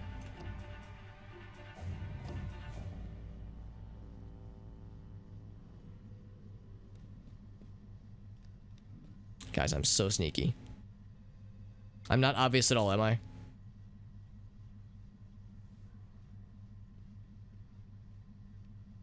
Not obvious at all. Sneaksman. Skill levels through the goddamn roof. It's gonna hide over here in the corner. Team building activity has been cancelled. The heat death of the universe is still imminent. That's a fucking mood right there, man. That's some 2021 energy. I mean, I know it was Thank 2020 you energy, but I don't know. It still feels Thank you. not great right now. Thank you. Thank you. Thank you. Thank you. Thank you. No problem. Don't mention it. So I guess we just go this way, right? Hello, do I know you? So they say, "Do I know you?" But apparently I haven't lost the achievement, so I've been spoken to, but I haven't been detected. Extremely sensitive to heat, too easily set off, it says. I think we have to be really careful. I can go into walkie mode. Okay. Okay, thank you, Jay. Yeah, I wasn't exactly sure. Wondered, like, do I follow this all the way through? I feel like I'm gonna reach, if I take the obvious path, I'm gonna reach an end. I'll take the less obvious path. I'll take the road less traveled. Unless they all connect together, at which point, never mind, I'm a doofus.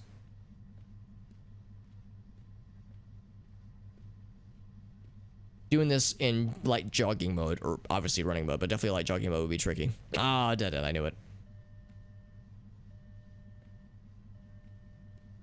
Is there anything I can target from here? Nope. 15, I wonder if that's important at all.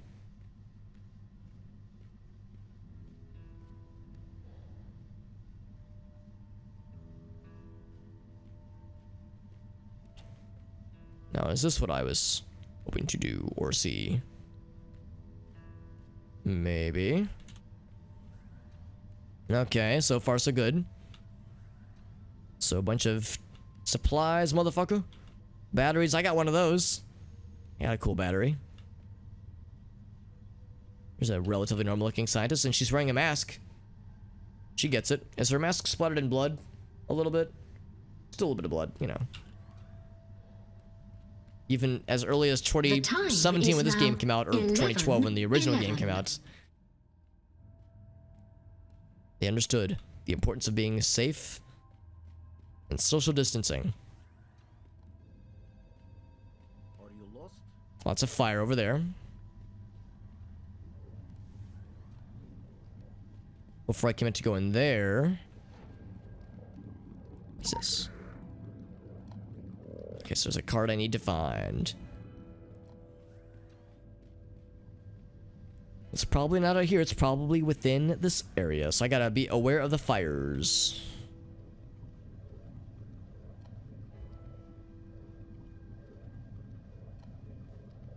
I'm busy.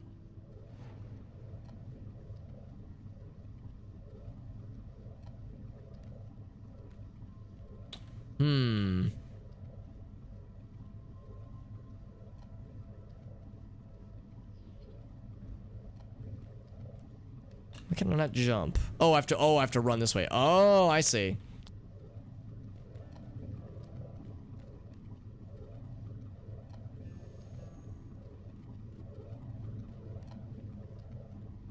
Okay, not too shabby. Nice, turn off the bullshit. Okay, we just turned it off entirely. More fancy traps and Gatling guns and other cool technology and shit like that. There's a keycard reader. Or keycard, rather. It's like, oh man, I can't pick up the cool turrets or the cool explosive shit. Nope, can only take the keycards, Alex. That's the only key object. Literally, key object.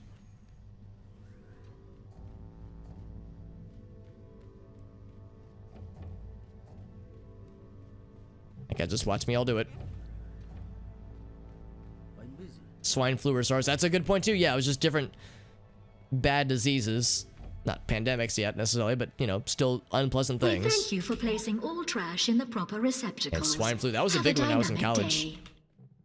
I had a few friends that actually got it, but nothing bad happened from it. Just they were just kind of sick for a while, but like for like a few days, but nothing too bad. But that was a big one. I remember that like was a big news story for quite some time. I hear guns in the other room. I can't even target this one. She's not a real person. A real people's. Pew, pew, pew, pew, pew, pew. Is this one of my MS Paint drawings? Please show extra caution in the live testing rooms. Let's not pull a Mark. Yeah, don't be like Mark, that fucking nerd. Let's observe the patterns. So middle, top left, bottom right. Top left, bottom, up, or bottom left, top right.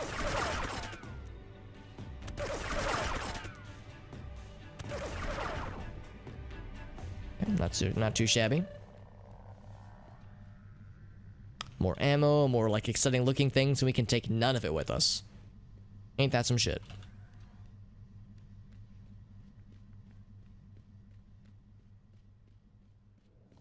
And then we got a little bit of everything, don't we? I'm very busy.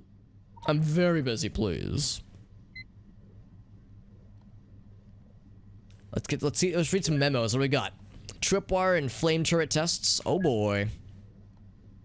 Running tests on the tripwire and flame turrets, and we're running them hard, she says. I'm told the improvements we discussed last week have all been implemented. The previous lasers have been upgraded to have a better discretion, in responding only to threats. This iteration will work on response time and reliability of the flame accelerant feed. So they're saying that they only respond to threats. I wonder like how good the threat recognition is. Anything else? What about the employee board? History cleared. Aw, I like to read in the shitpost, man. That would be infuriating, yeah. Are you lost? And everybody doing what they could to not end up like Mark. I'm gonna go through the bathroom gauntlet again.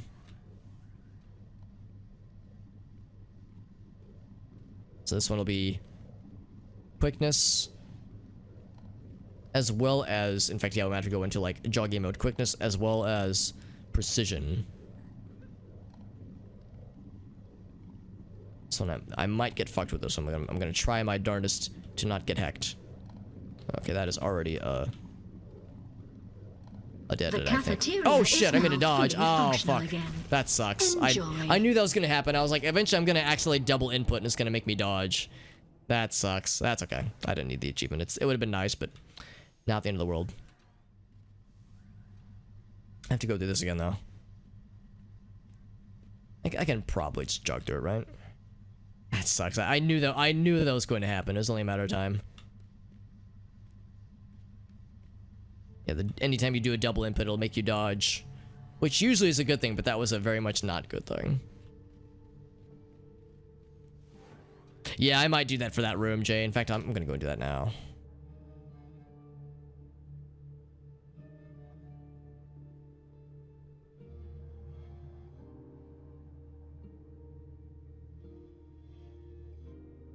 There we go.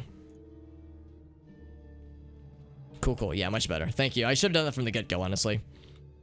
He's just walking around. He's gonna, like, wander into the laser bullet room and get fucked, so we don't have to worry too much. That was my impression of the guns. Hope you liked it. Alright, back to this place. This awful fucking place.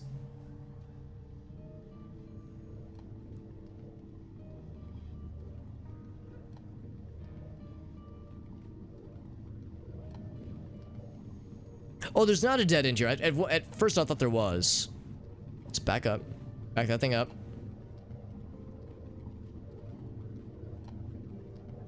Oop. I'll be over here. Not take damage? Oh, it still took a lot of damage. That's fine. So I got here, but I want the lore. Okay, I can cheese it. I got the cheesy lore. Look like there was another door on the other side, though. I think that'll turn off the security, turn off the stiff. Let's read what we just got. We see a scientist toiling like termites in grand termite mounds, trying to emulate the Third Age to recapture the Demiurge spark. Portable technology, anima wells, anima on tap, Orochi's bees coming to life wherever they like. I wonder if I can just dodge through and then totally cheese with bullshit the switch. So I can't reach it from here. I wonder if something cool happens when we turn off the switch. Probably not, but I'm curious enough where I want to give it the old college try. Actually, if I would have gone this way first, it probably would have made the rest of it a lot easier. Oh, just the flamey boys. Oh, okay, the rest is still the same then.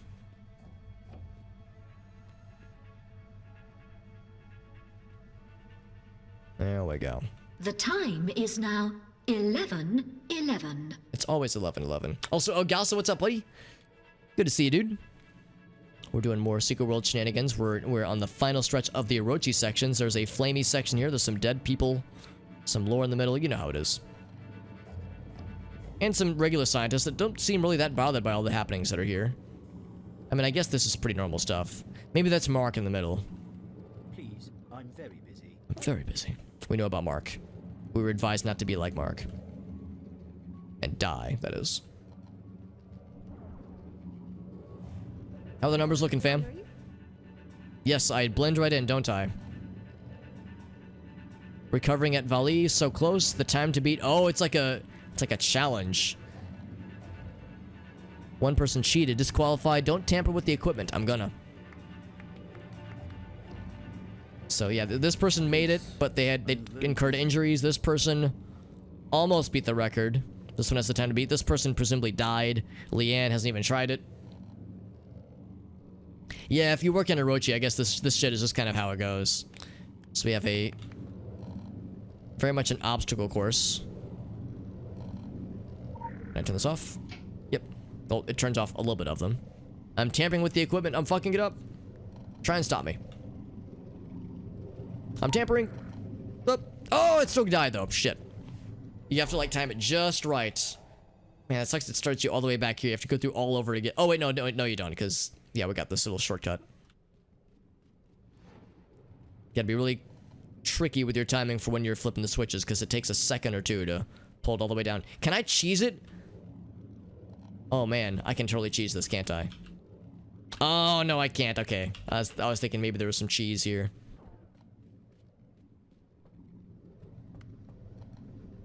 Alright, so this one's turned off now. Wait a second, why are there so many... Is it because I died? Oh, maybe I did flip the switch from there. Hold up. It was like right around here. Do not panic. Do not Oh, panic. fuck.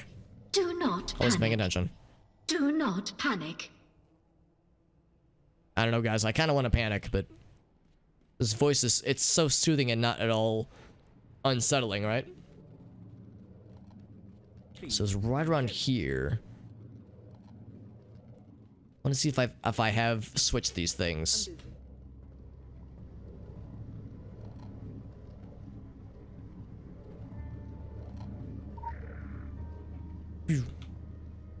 Maybe it's like as I pull more switches, it disables flames from other places, not just the one immediately nearby.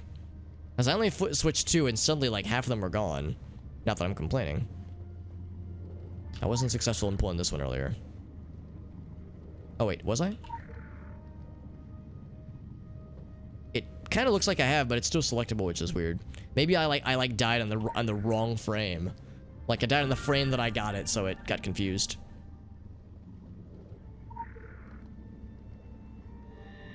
That's Lilith lore number 1, which is probably fairly basic, I would assume. So I can't pull that one. That's fine, we got all that we needed.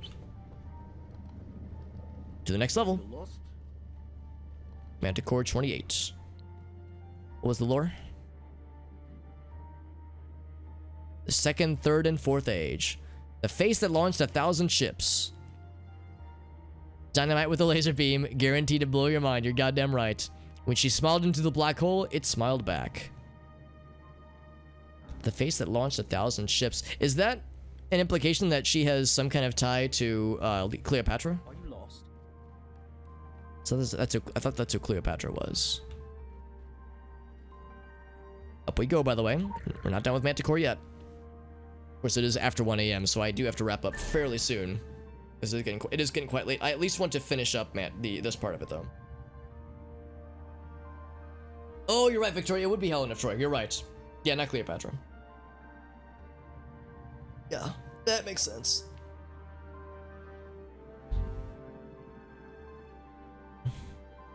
That makes much more sense. So we don't have any achievements for being sneaky this time. We just have to get to the end. Investigate things. So many key cards, man. It's like I'm playing Doom. Need the yellow key. I'm busy. I'm busy. Are you lost? A little bit. I'm looking for The like any penthouse spare is key cards. currently closed for maintenance. Imagine Thank just seeing you. this taco hat man walk in with glowy eyes, just walk into your office, start rummaging around, just generally being a piece of shit, and then being like, he's just lost, it's fine. It's not a security risk at all, right? Security risk and or, like a compromise of the area. They don't really seem too bothered. So tell me about the infusers. Dude, I love it, man. Yeah, I love the fact that there's like a lot of people in the chat that know a lot about like history and stuff like that, because that's an area that I'm very not so good at. An area that I'm not very well read upon. So it's like, it's kind of cool that there are people here that are able to fill in the gaps. And I have a lot of gaps when it comes to knowing things. Staring into the abyss and the abyss staring back. Yeah, but it's smiling though, which is so much better, right? Yeah. Yeah, that's usually how like the first section of a person or a thing or like an event's lore is that it'll give you little trinkets or little like hints at something, like something significance or references to music or poems or short stories or just some kind of like little bonus nugget of knowledge thrown in just for funsies to kind of like give you an idea of what to expect. That's probably a good point, Calorus. Yeah, it's like, I guess me being here, it's like, well, this is weird. And yes, he might try to steal our data, but he'll have to make it out first, and everything here is like out to kill everybody, so maybe it's not so bad. Also, it's good to see you, Calorus. Hope you're doing well, my friend. There's this guy walking around with like a taco hat. He's got glowy eyes. He's got a hammer on his back. Is it a new intern? Yeah, I don't know. We'll give him his official science uniform and like slacks eventually, but yeah, it's the first day, so maybe it's fine. Are we even doing interns right now? The facility's been on lockdown for months ever since the bomb exploded, and the apocalypse is happening outside, so are we still doing interns when the apocalypse is happening? I'm honestly not sure. Licking doorknobs is illegal on other planets, but not here, which means you can lick all the doorknobs you want. I wouldn't recommend it, but you could do it. You know, maybe not a good idea, but I mean, it's physically possible. Let's see. So we got some stuff in Egypt. One of these infusers, it says. We need to unlock its potential. Maybe it's the third age relic. If we need to unlock it or others will replace us. It's that important. We've seen these things infuse weapons like a whip with anime energy to do devastating effects. How do we do this without having to wait 1,000 years? Figure it out and you'll be sipping drinks in the gardens of your new mansions. Now get to it, she says. That was the first email, right? Yeah. What about the board? I like reading the board, the message boards. Z772 There's usually has some pretty good escaped shitposts in there. its enclosure. And or Please existential hide. quandaries. We apologize for any inconvenience. Any inconvenience. Any single one. That's a fair point too. If we've made it inside, if we've made it this far, then we probably have something going for us. So it's like, you know what? Whatever, man. I'll get paid enough to deal with this bullshit. Here's one of the swords they're trying to empower, and a pistol too, for that matter. Can I pick it up? Oh, it's for the computer that's over there. Somehow looking right here means I can reach the computer halfway across the room. I'm busy. Yeah, because we know that in the intro to Egypt, like in the story leading up to the stuff in Egypt, we learned that there were artifacts that had gone missing. Hello? Egyptian artifacts that had gone missing, and that there was like some kind of leak from within that was causing artifacts to end up, I guess, presumably ultimately to Orochi, because at first it was they were being just stolen and or given or sold to Aten people, but eventually it ended up with Orochi. And at the very end of the City of the Sun God, after we killed the like resurrected Akhenaten, we like tried to get their spear, but Orochi knocked us out and stole it, and like we got in all that trouble. So it's like Orochi definitely has an interest in all these like very powerful artifacts. Hashtag not my what's the phrase? Not my circus, not my monkeys. Also, Calorus, thank you for that host, or for the follow rather, my friend. That's very kind. Let's see what the stuff says. An anime infusion, I always jokingly call it anime, but sometimes I'll let it slip unironically by mistake sometimes. So far it only works with fire things. All attempts at infusing other weapons and objects have failed. Bullets, bats, not the animal, but like baseball bats, I'm guessing. Swords, spoons. I like to think of an anima-inspired or anima-infused spoon so I can eat cereal with fiery passion. Let me just steal this yellow keycard that's just sitting out in a desk with scientists watching me do it. They really don't give a fuck, and I embrace their not giving a fuckness. Enema infusion? Ugh. Whenever I think of enema stuff, I just think of the Fear Nothing Foundation. We thought they were joking when they said there'd be enemas. We thought they were joking when they said there would be anime.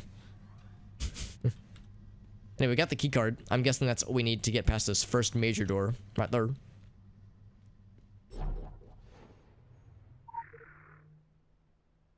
A Galdly powered stream? Even better, Calorus, yeah. Think of all the cool shit he could do with like a mega charged spoon with all the power of anima and or anime. That is cool though, Calorus. Were you the DM for the session or were you one of the players? Because this sounds like a really cool like lore story thing that could be done with a D&D game. This sentence. A otherwise mundane object powered up with godly status. Well, they don't say anything. They just want to stand there and look at me distressingly and or judgingly. Can't say I blame them. So we can go out this way.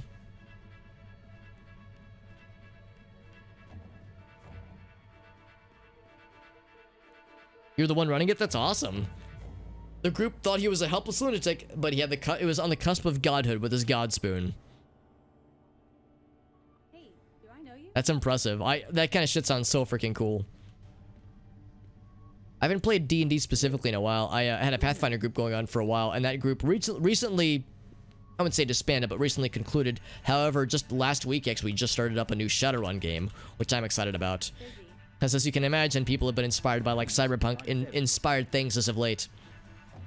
And we, this group of that I'm in, we used to play Shadowrun back in the day, but we only played it for a couple months, and the group didn't get terribly far. But it is a fun system. And it's a fun setting.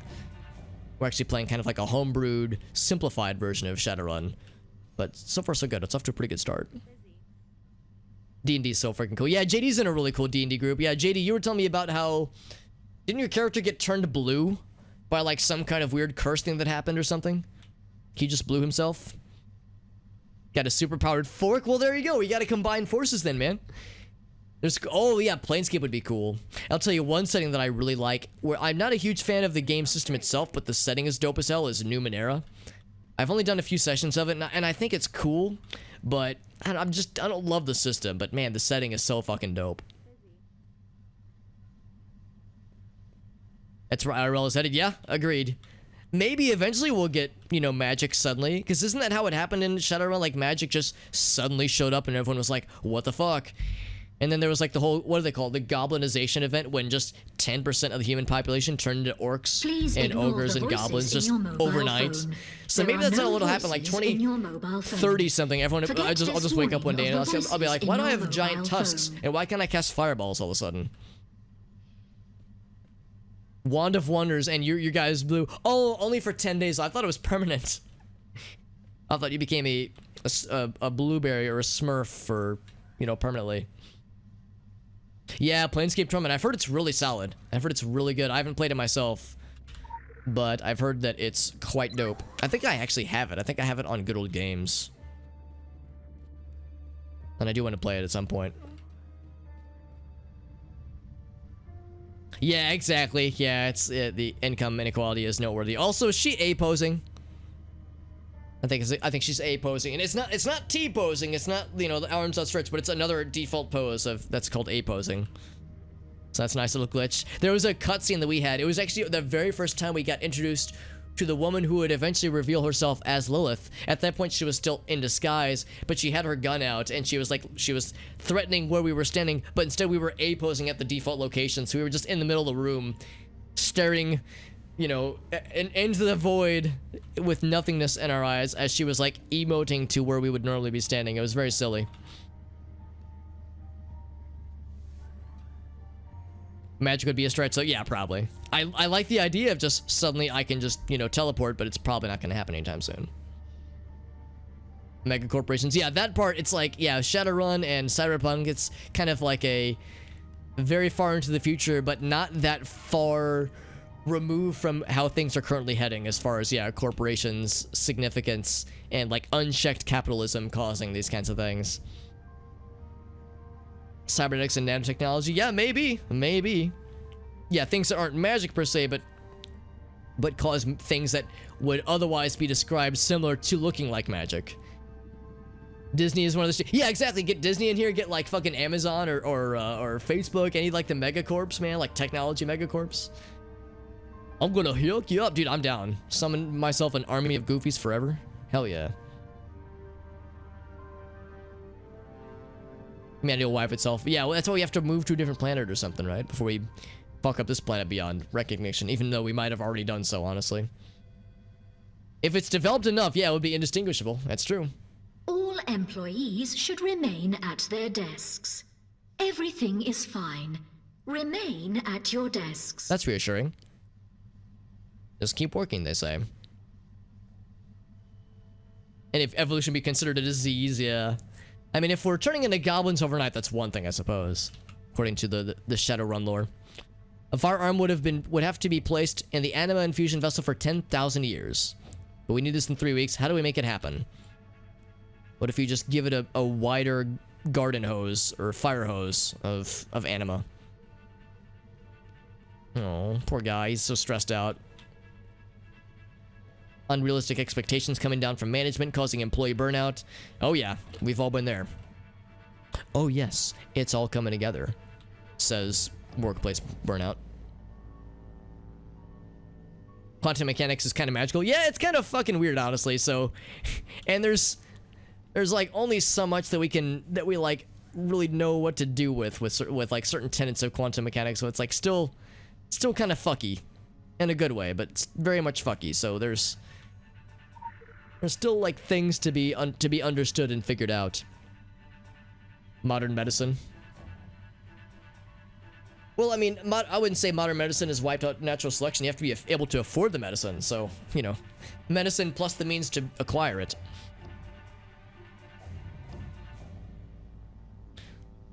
Tyrian sails. An object of antiquity. I wonder if that was the giant tome that we saw in the other room.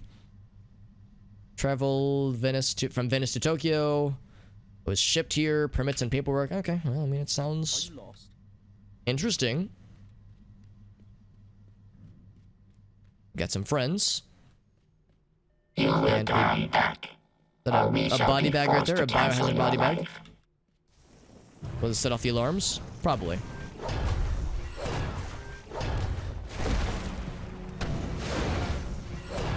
They haven't even moved from their post.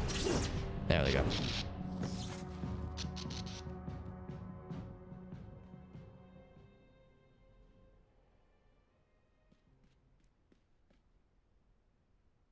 People who can't afford the medicine would be wiped out if they didn't breed like rabbits. Wait, is that like something that like we're seeing in like the Shadowrun universe, or like in the cyberpunk style stuff where it's like there's like, well, I mean it's not surprising. There's just a lot of. We thank you for placing all trash in the proper receptacles. Just a lot of people in poverty in those universes. Have a dynamic day. And a lot of people in poverty here too. Unfortunately, final entry. Yeah, what happened here? If there's an exploded test chamber thing and there's blood splatters and weapons that are gone. What people have like 6+ kids? Well, I mean, sometimes. I mean, I don't know. There's when I think of families that have a lot of kids, I don't think poor people. I think of like families that don't put their kids in school. Families that do like what's the word I'm looking for? Like they like homeschool their kids and they're like really religious. That's like there's like a word for it. But yeah, like that, like all the families I know that have like 6+ kids, they're like, there's usually like a religious slant to it. Well, it's like a certain kind of Catholic, not just, I mean, yes, you're not wrong, Alvaro Demo, but yeah, it's like there's like a certain flavor of Catholicism that says like have a fuck ton of kids. There's the quiverful thing, yeah, which is like evangelicals. That's like an even more extreme version. It's somewhere in between evangelicals or quiverfuls and like just, you know, vanilla Catholics. But yeah, or any kind of contraceptive is bad, yeah, obviously. Yeah. Well, and of course there's the thing too, and it's like, oh, if you can't afford kids, just don't have them. But then it's like, well, that implies that it's like, are we saying that you know, sex or you know, or rearing childhood is something that is only for, you know, for those who are deemed worthy, you know, is like should there be a, a money threshold to limit these things. That's where it gets tricky. That's where you get into ethical quandaries of like, if we're saying who can and cannot procreate, then it's like it gets a little bit icky sometimes when those subjects come up. Sent the files to management before deleting them here. It will come from me. Oh, okay, so all the happy, like, oh boy, this is exciting news has gone away. Now it's just a bad thing. So the files have been sent to management for deleting them here. It will come from me. I can see the blue glow. Oh, thankfully, that yes, this person had the wherewithal to send it to the boss. I want to get that promotion before I die. Every sperm is sacred. Yeah, oh my god. Yeah, that, what is it, The Life of Brian? Hot take, I actually like Life of Brian. I think that might be my favorite of the Monty Python movies. I think Holy Grail is good, but I think it's sometimes, I don't want to say it's overrated, but it's like over-referenced or over-quoted. I feel like Life of Brian kind of gets the short end of the stick. Military service for citizenship to earn a license to breed. Jesus, that's so fucking like, that's some Shadowrun like Cyberpunk 2077. That's like some, you know, IRL, like what the future will look like if, you know, things keep going where they're going.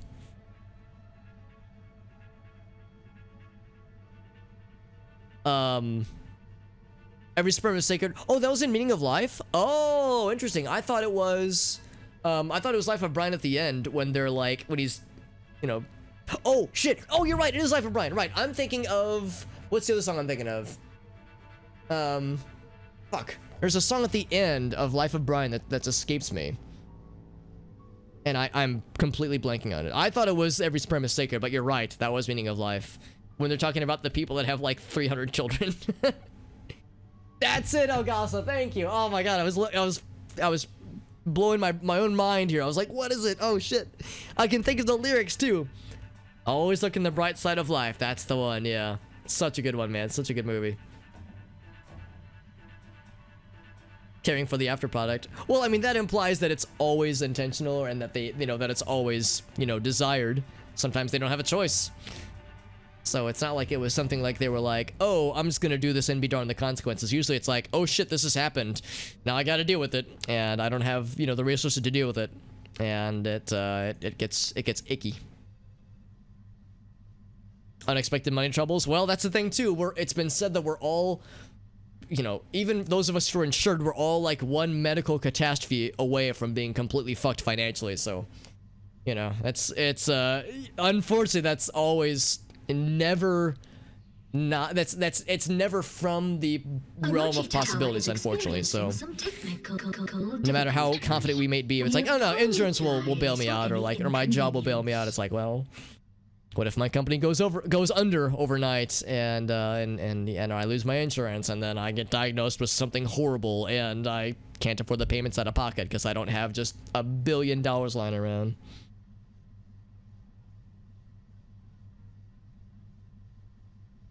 Birth control for free?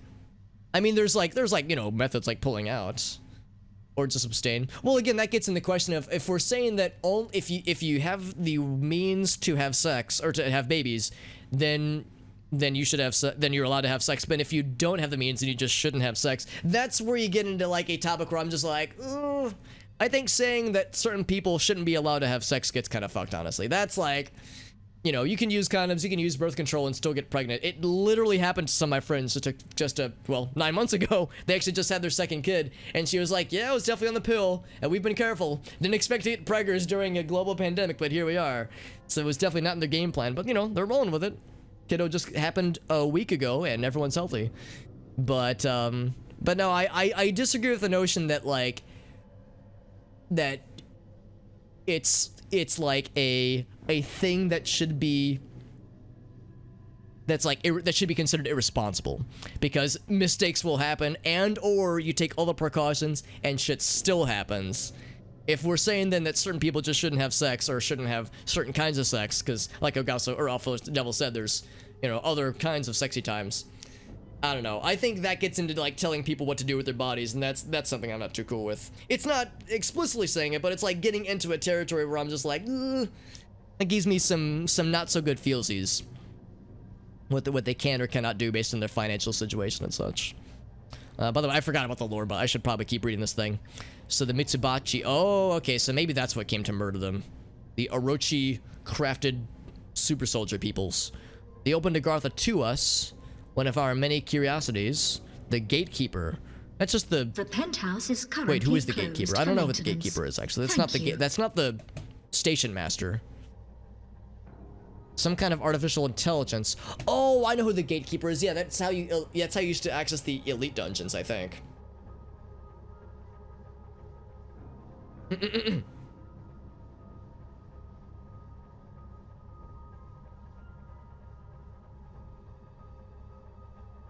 If we distributed wealth more equal, with more equalness.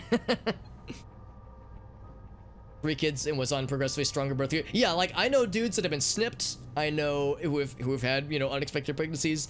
I know people that have been on birth control and used condoms and still something happened and they didn't catch it. Like, you know, sometimes they don't check the condom every time.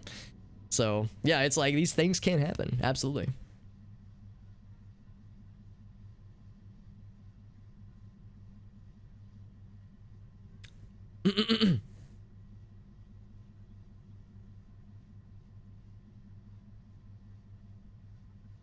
Barring violence, but there's laws for stuff like that. Well, yeah, I mean, obviously, like, yeah, there's stuff like that, obviously. Yeah, I mean, yes.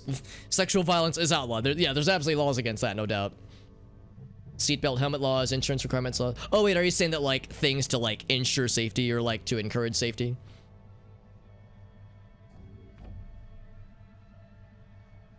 I don't know, whenever people talk ill or like use seatbelt laws as like a negative thing, it's always like, well, if it's like saving lives, how's that a bad thing? I don't know. I mean, I guess it could be considered overreach, but I mean, it's kind of hard to like see that as like a bad thing. It's like my insurance is cheaper as a result of seatbelt laws, so it's like it just seems like a net positive for me, but maybe I'm looking at it too short term. Can't get pregnant from public pools? Fuck you, Offroad Devil, I would if I could. Actually, no, I wouldn't. That would be terrible. Holy fuck. Well, yeah, they're not enforced, and even when they are enforced, that, you know, what is it, like some small percentage of sexual violence like ever results in conviction? So it's like, and of course we know of so many cases where like sexual violence happens to somebody and they don't even bother reporting it because it's like, why even bother? It'll just put more of a spotlight on me and people will like fuck me over. So it's like you know, for people that go to report those things, that they're putting themselves out there, sticking their neck out. So can't really blame them for being like, I'm just gonna, you know, internalize this forever and just have a lifetime of trauma to deal with. Oh, you're saying laws which you can or cannot do? Right, I see. So you're saying that law. So we're saying that if laws or stuff that says what you can or cannot do with your body is bad, then we're saying that seatbelt laws and helmet laws kind of get into that. I don't know. I guess I hadn't considered that before. Thank you. Seatbelt laws and helmet laws. Thank you. I mean, that's stuff that Thank like, you. it's stuff that you're doing like with Thank your, you. or, you know, Thank protection you. for your Thank body you. in that sense. I don't know, man. I think about stuff like that. I mean, not everybody has to drive a car, though. Not everybody has to drive a motorcycle. But, you know, a sexual drive is something most of us have. Not everybody, obviously. So I feel like they're probably on the same scale, but one is definitely further down the scale. There's a threshold, I guess. Maybe what I should be saying is that there's a threshold on that scale that I'm comfortable with. And if I'm saying that you shouldn't be allowed to have, or you shouldn't have the kind of intercourse that could breed babies if you can't afford said baby, if we're saying that if that's like somewhere on the scale, then I'm saying that's on the scale. It's in a part of the scale that I wouldn't be comfortable with. Because I feel like that's a kind of biological function that we shouldn't try to like place limits upon based on economic status.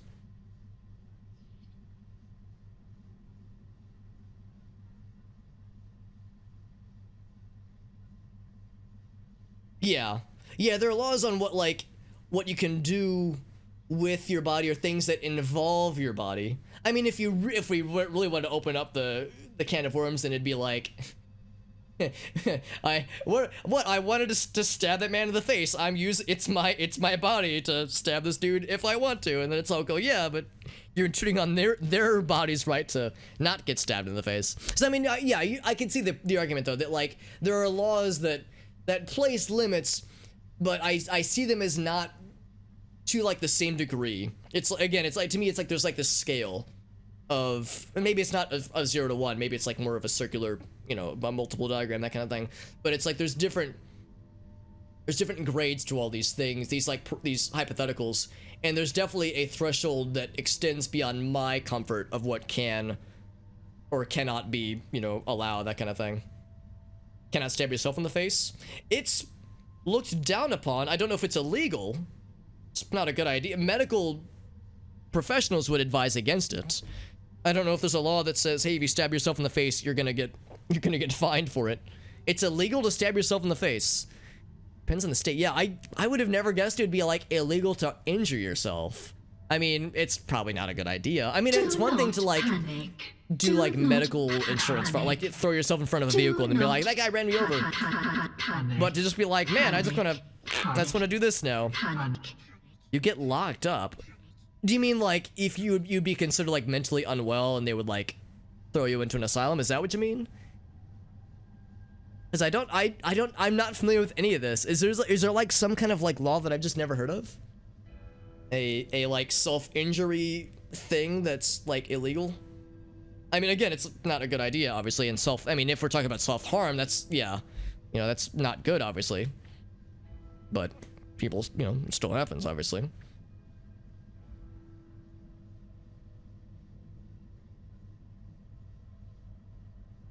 It's illegal, and it would be considered a suicide attempt. Well, I guess it depends, like being thrown in prison or like being like charged with a crime versus being like, oh man, this person is, you know, they need mental help, or they need to be like institutionalized or like something for their protection. I don't know. I mean, I guess there's like that Venn diagram would have some overlap for sure, but I don't know. I guess we're kind of come back to the point of there's definitely some overlap here, but and I guess I just threw out the face to everything as just a dumb hypothetical, but if we're really running with this as an example, then I would say, yeah, I would say it's still in or part of a threshold or part of a skill that definitely has a threshold that I'm you know, not happy with, not cool with myself, at least. You'd be fined. Would you be fined, or would you just like pay, you know, you'd be like, you and or your insurance would be like having to pay medical stuffs? Because yeah, I honestly, and also we're getting into territory that I'm clearly unfamiliar with, because I would have never guessed that there would be like crimes involved here. There would be, you know, things and processes, but I didn't think that there'd be criminal like consequence for a self-inflicted stab wound. We thank you for placing all trash in the proper receptacles. Have a If we're getting dynamic back day. to helmet laws, that kind of thing, because those things are, well, they probably don't say this, but one of the main goals is to like lower insurance costs. So I guess that if we're saying that, like, yes, injuring yourself, if that was a cool thing to do, then that would mean everyone would go to hospitals more, which would drive up costs for things. So I guess I could see that angle of it from a very, you know, soulless numbers perspective. So Colorado, so maybe some states are dropping them, but only a few years ago. So it's still a pretty. It sounds like that'd be like a pretty novel concept, yeah. If you're admitted or called by someone else, what if you admit yourself? Oh, okay, so there's other bureaucracy to this. Maybe bureaucracy isn't the right word, but there's other like red tape to this, yeah. And yeah, I didn't know about any of this, honestly. I mean, I know that, yeah, there would be like money involved. There'd be financial costs, because I mean, yeah, when somebody gets institutionalized, that stuff ain't free, unfortunately. So that would have to come into play. But yeah, I would have never thought that like criminal courts or actions would have to be involved. Making sure they're getting help, reducing mental yeah. I don't know. There's a lot to this for sure. I guess what this all came from, like, yeah, if I can't afford to have babies, is it okay for me to have sex with my girlfriend? Like that kind of thing. It came from this subject, and it's an interesting kind of logical, like kind of series of exercises of like, if we're saying these things are permissible, these things aren't, then like what are the extreme versions we can push them to? It makes for some interesting like checks on one's own ethical dilemmas, or like, you know, what things are permissible, what aren't. It's good for self-discovery and like thinking like maybe I need to like reconsider certain things, or put other things into perspective. Oh man. Also, it's almost 2 a.m. I want to wrap up Manticore if I can, and I think we're on the final floor, so I should probably wrap this up pretty soon. I did not realize it's 1:45 a.m. Holy shit.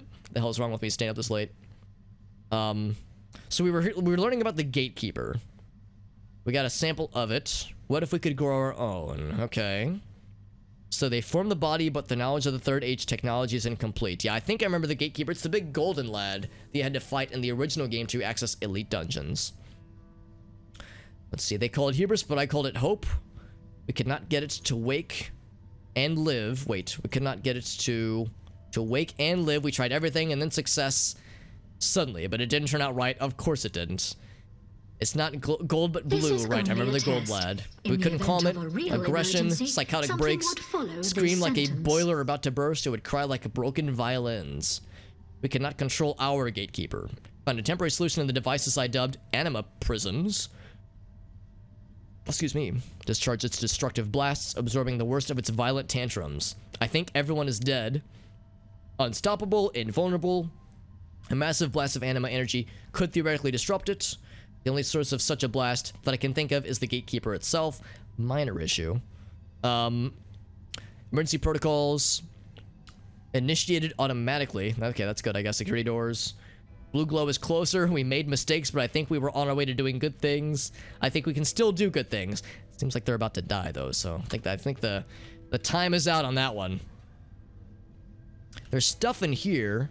Is that one of the third age? In fact, that kind of looks like the stuff we saw in the last train to Cairo. I wonder if that's exactly what that is, actually. We know the last train to Cairo introduced us to the technology that was apparently used to make the filth bomb that detonated in the Tokyo subway stations. Let's grab this real quick. It gets fucking weird. Yeah, it gets weird, and there's so much that I've not experienced. Because in the original game... Actually, that's not true. In the original game, did we go through all 8 floors or all 8 sequences? I can't remember. Because I did beat this in the original game, and I've not done it in Secret World Legends. There's a lot that's different. But I can't remember how much we had to do in the original game, if you have to go through all 8. And if you did, if it was like this, or if it was shorter. Yeah, there's just so much I don't remember exactly. So there's that then. So there's the experimental weapon. Yeah, so he looks a lot... Oh my, okay. He's just attacking through the wall.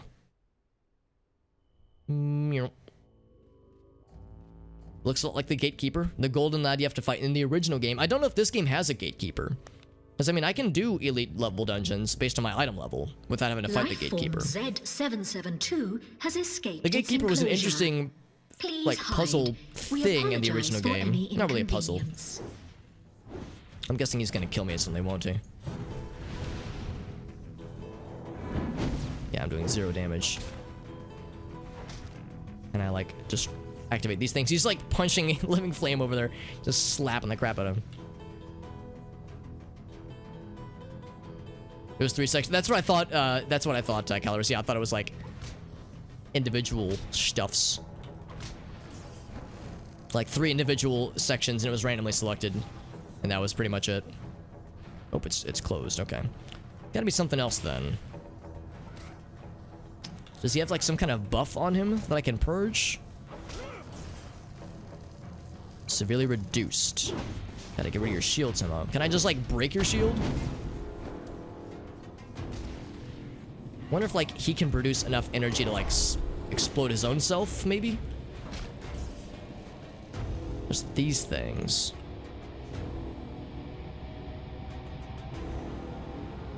It was for the nightmare dungeons, yeah. Is that would you have to? Is there a version of fighting the Gatekeeper in this game then, for the nightmare dungeons, or is that gone away completely? Are all the doors locked? Yeah, the door I got in here with is locked. You're thinking like if I like just smack his thing, his like barrier thing enough. It'd be cool if I could activate these in some way.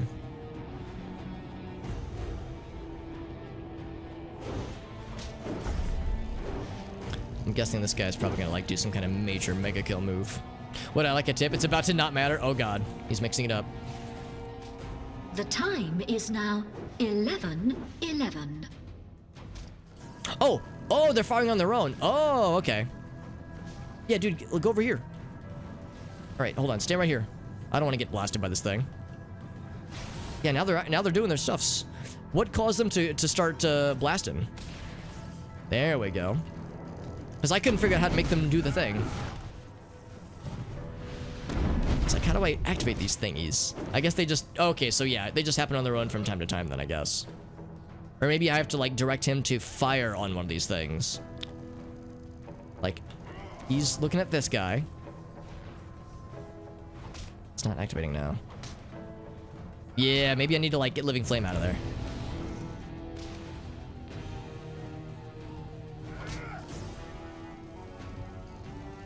Can I put him over here? Yeah, maybe I need to just let him kill Living Flame. Maybe that's the problem then. He has to attack me. At first I was thinking maybe if like these things were included in the AoEs that would do it. Like that right there, that's almost... Yeah, almost there. Yeah, not quite.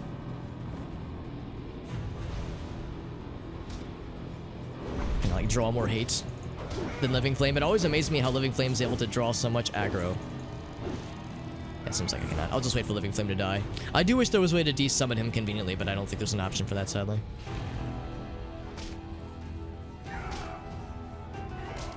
Can I see how much damage he's doing to Living Flame? Just to see how much, like, his punches do? I cannot, sadly. What if I summon him over here real quick? Like, come over here to, like, this gun right here. Like, look right at it. Yeah, real get in there, man. Oh, there it goes, there it goes. So it's like a proximity thing then. Now I want to like bring him over here, but I can't resummon Living Flame yet. Go over there. Look how cool that is. Oh, I met him halfway. Almost. Oh, that one will get him. There we go. Mama said knock you out. Cool. He was this unkillable god, but he turned into a punk-ass bitch with these cool anima charged blasties.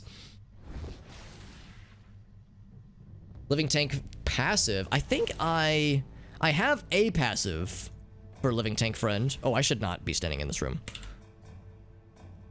I have Synthetic Flames, which is pretty good. There's probably some that I don't have. Yeah, I need to like unlock more of these. Your eternal temperature. Apologize for any inconvenience. Yeah, I'll look through these again. It doesn't work in dungeons though. Yeah, maybe I should double check. What is this one? So he does more damage. Provokes enemies to attack you. Right, yeah, that one's pretty normal. That is the one?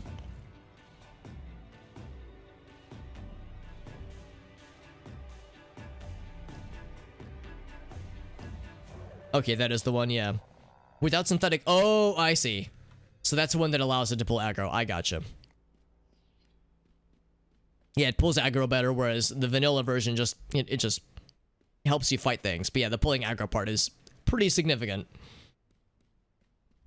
But in dungeons, yeah, it can only do so much. That one I have observed, because yes, they will... Dungeon bosses don't give a shit. Or a heck. They give neither of those things. Be sure to bring some of that newfound technology back to headquarters. Not the sex bots, though. Pretty sure I can pass on those. I'm ordering you to keep climbing. Wait, did we see sex bots? I don't remember seeing sex bots down here. Now I want to, like, look more. I was told there were sex bots. I saw things that were very much not sexy on this floor, so I feel disappointed. They got the sex bots in the sex bot closet that I'm definitely missing out on. My loss, honestly. Synergetic. Dude, everyone loves Kirsten Geary. Absolutely. How could you not love Kirsten Geary? She is the only... well, not the only reason, but one of the main reasons why I always sign up for Illuminati. All the time, every time. Also, Shazam, level 25. Which means... didn't I already have a top tier neck talisman that I was working on. Yeah, this guy. So now I can do this. Something I've been wanting to do for a long time. Use it. At the purple boy. Hell yeah. That's exciting. Because now we got this and the head talisman at purple gear levels. Which means I'm at 241. Oh, baby. Or inching ever so closely. Inch by inch, ladies. Ever so closely. Also, this guy's also getting close to. Oh, baby. That coveted 250. Closed for maintenance. We'll be there sooner than later. Crit power rating. Now, I think we determined that crit power rating is mostly good. In fact, I think this is the only one that needs to be leveled for it, so I'll level that one. Oh, and it's after 1 a.m., so I can do my login rewards for today. Got some SP. That's pretty cool. And now, that is where we end the stream, because it is quite late. Holy shit, it's practically 2 a.m. What the fuck is wrong with me, man? Streaming until 2 a.m. on a school night? And so, obviously, I don't go to school. I have a job. But still, on a work night or a school night, what the hell is wrong with me, dude? Also, I didn't get a keycard, did I? Unless it's saying that the next thing to do is to get a keycard. Was there one that the corpse dropped I should have picked up? Also, I don't want to get blasted by this thing, so I'm going to hang back this way. The sex spots are secrets? Well, they shouldn't be keeping such sexy little secrets then, should they? Is that it? That is it. Aha! A level 3 higher than you and never took damage. Yeah, it's pretty impressive, honestly. Living Flame is a boss. Elemental attacks, right, yeah. Like, if I had Elementalism as my main hand, then he would be even more gooder. So yeah, that's one thing where it's like, it's nice as an Elementalism offhand, but yeah, the fact you have to resummon him is, as opposed to healing him, makes it a little bit less doable. Especially for solo players and that kind of thing. Elementalism main, yeah, Elementalism seems really freaking cool, honestly. Excuse me.